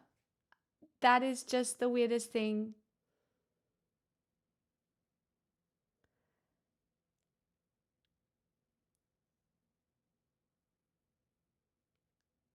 Yeah, it's just been weird, hasn't it, Clint? I don't know. People do have bad days. I'm really empathetic to that.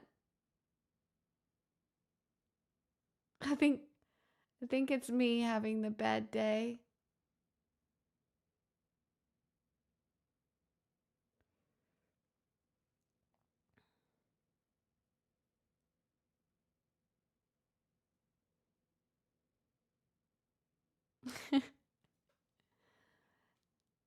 I'm just gonna be very real. I'm pretty sure I'm good at giving everybody in chat a specific amount of attention. Um, but again, and I'll say this for everyone's benefit, there is no access that can be bought. I am so grateful. I love spending time here. I enjoy being entertaining. I love singing. And I most of the time love the community. But I do not love any of you specifically. um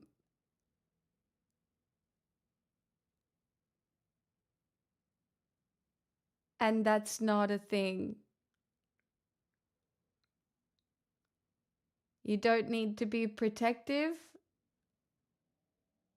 Uh,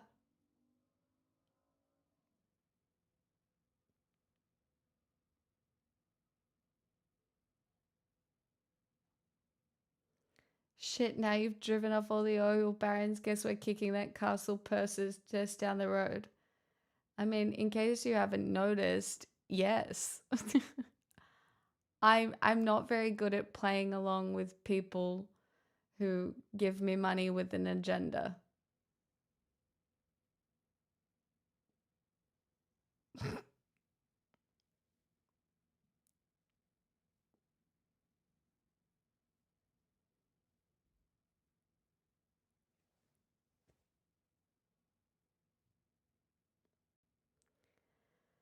Oh well.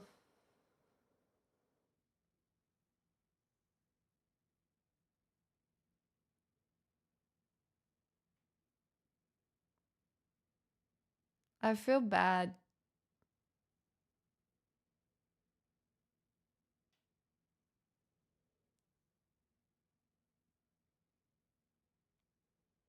I'm so sorry, Greet. Thanks for being nice to Famis. Yeah, I'm sorry. This stream has been rough for everyone involved.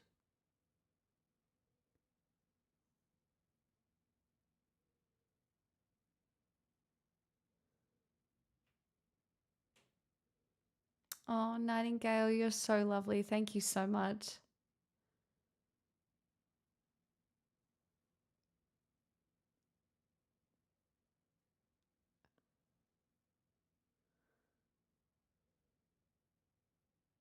Not the cold pizza. I like the bit where we were all saying cunt. That was fun. Yeah, this was the great cunt off of 2025. It was great.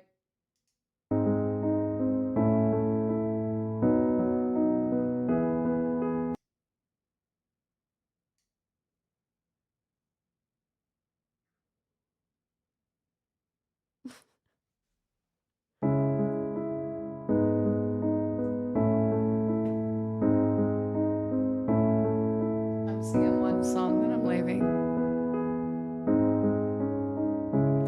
Even now,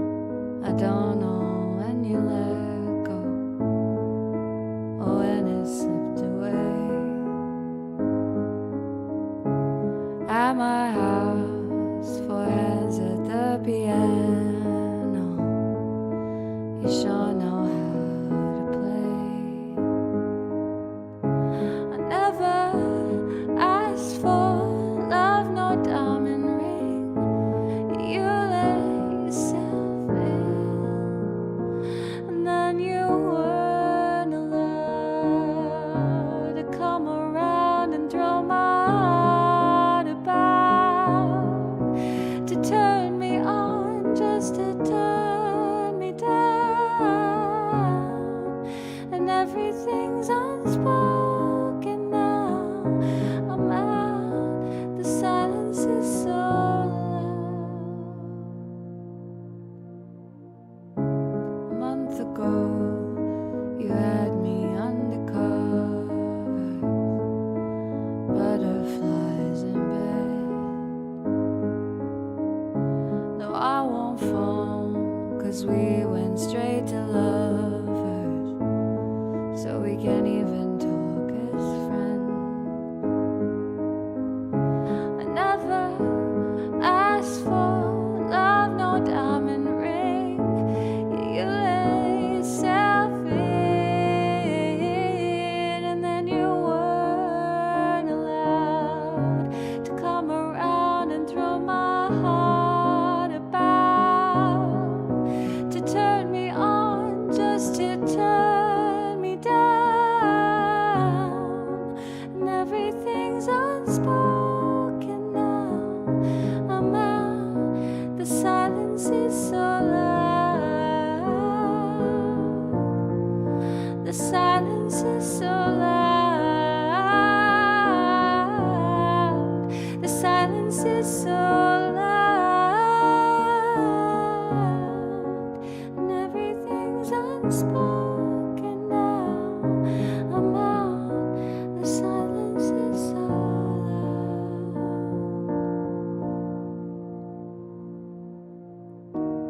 Here I am, two hands at the piano, the one I let you play. I understand if you change your mind about me, but all you had to do was say.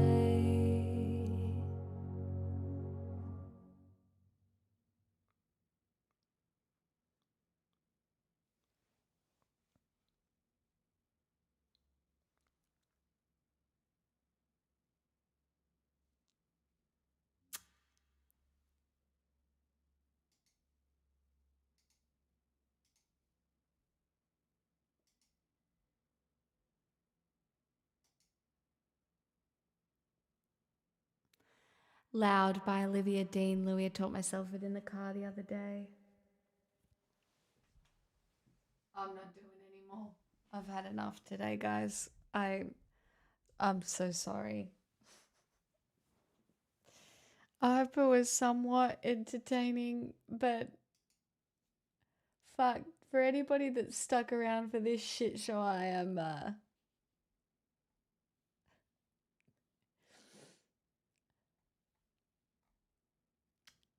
yep.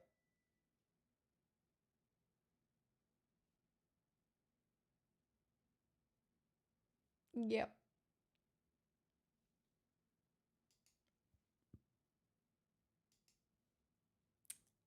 Yep.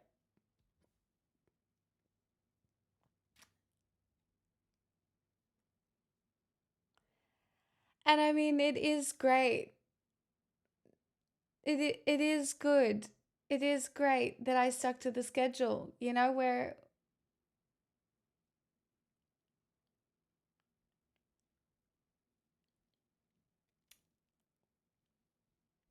the schedule is intact. Stay tuned to find out if we make it through the whole week.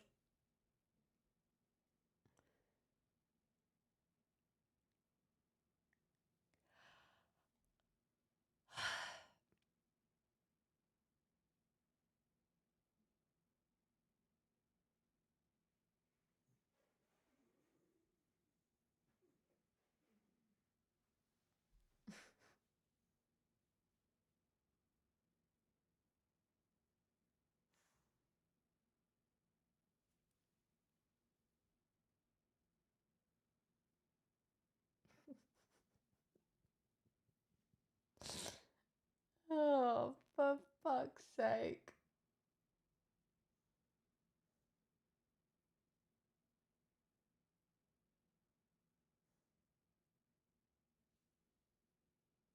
I'm not gonna raid. I'm just gonna end stream.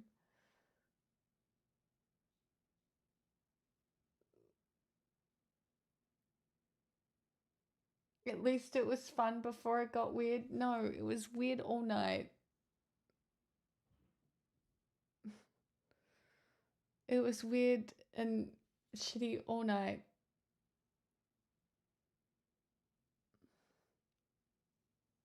Yeah, broadside, like, do you know what I mean? I can't raid and have the streamer that I raid go like, and how was Pix's stream? And you all be like, well.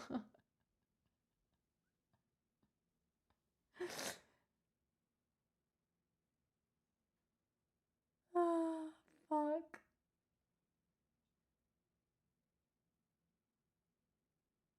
Ospia, that's so valid. That's where it all began. This is how we know the Kardashians are devils, because the minute I brought up the Kardashians to try and start a nuanced conversation, shit went south.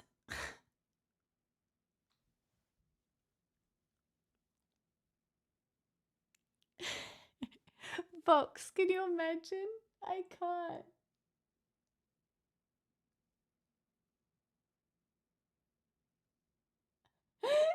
Blue. Oh my god.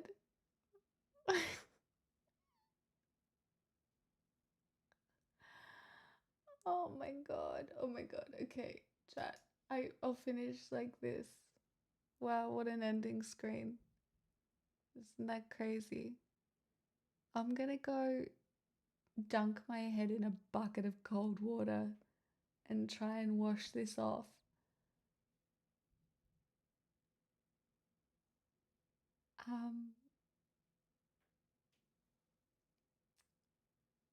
The fuck?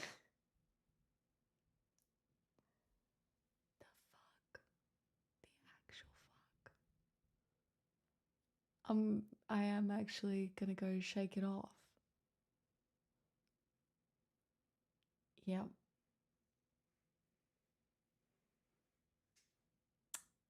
That's what I'm gonna do. Okay, everybody say goodbye now. And then I will stop the stream once everyone said goodbye. Okay. Mapogi is sorry, it was a real high buy situation.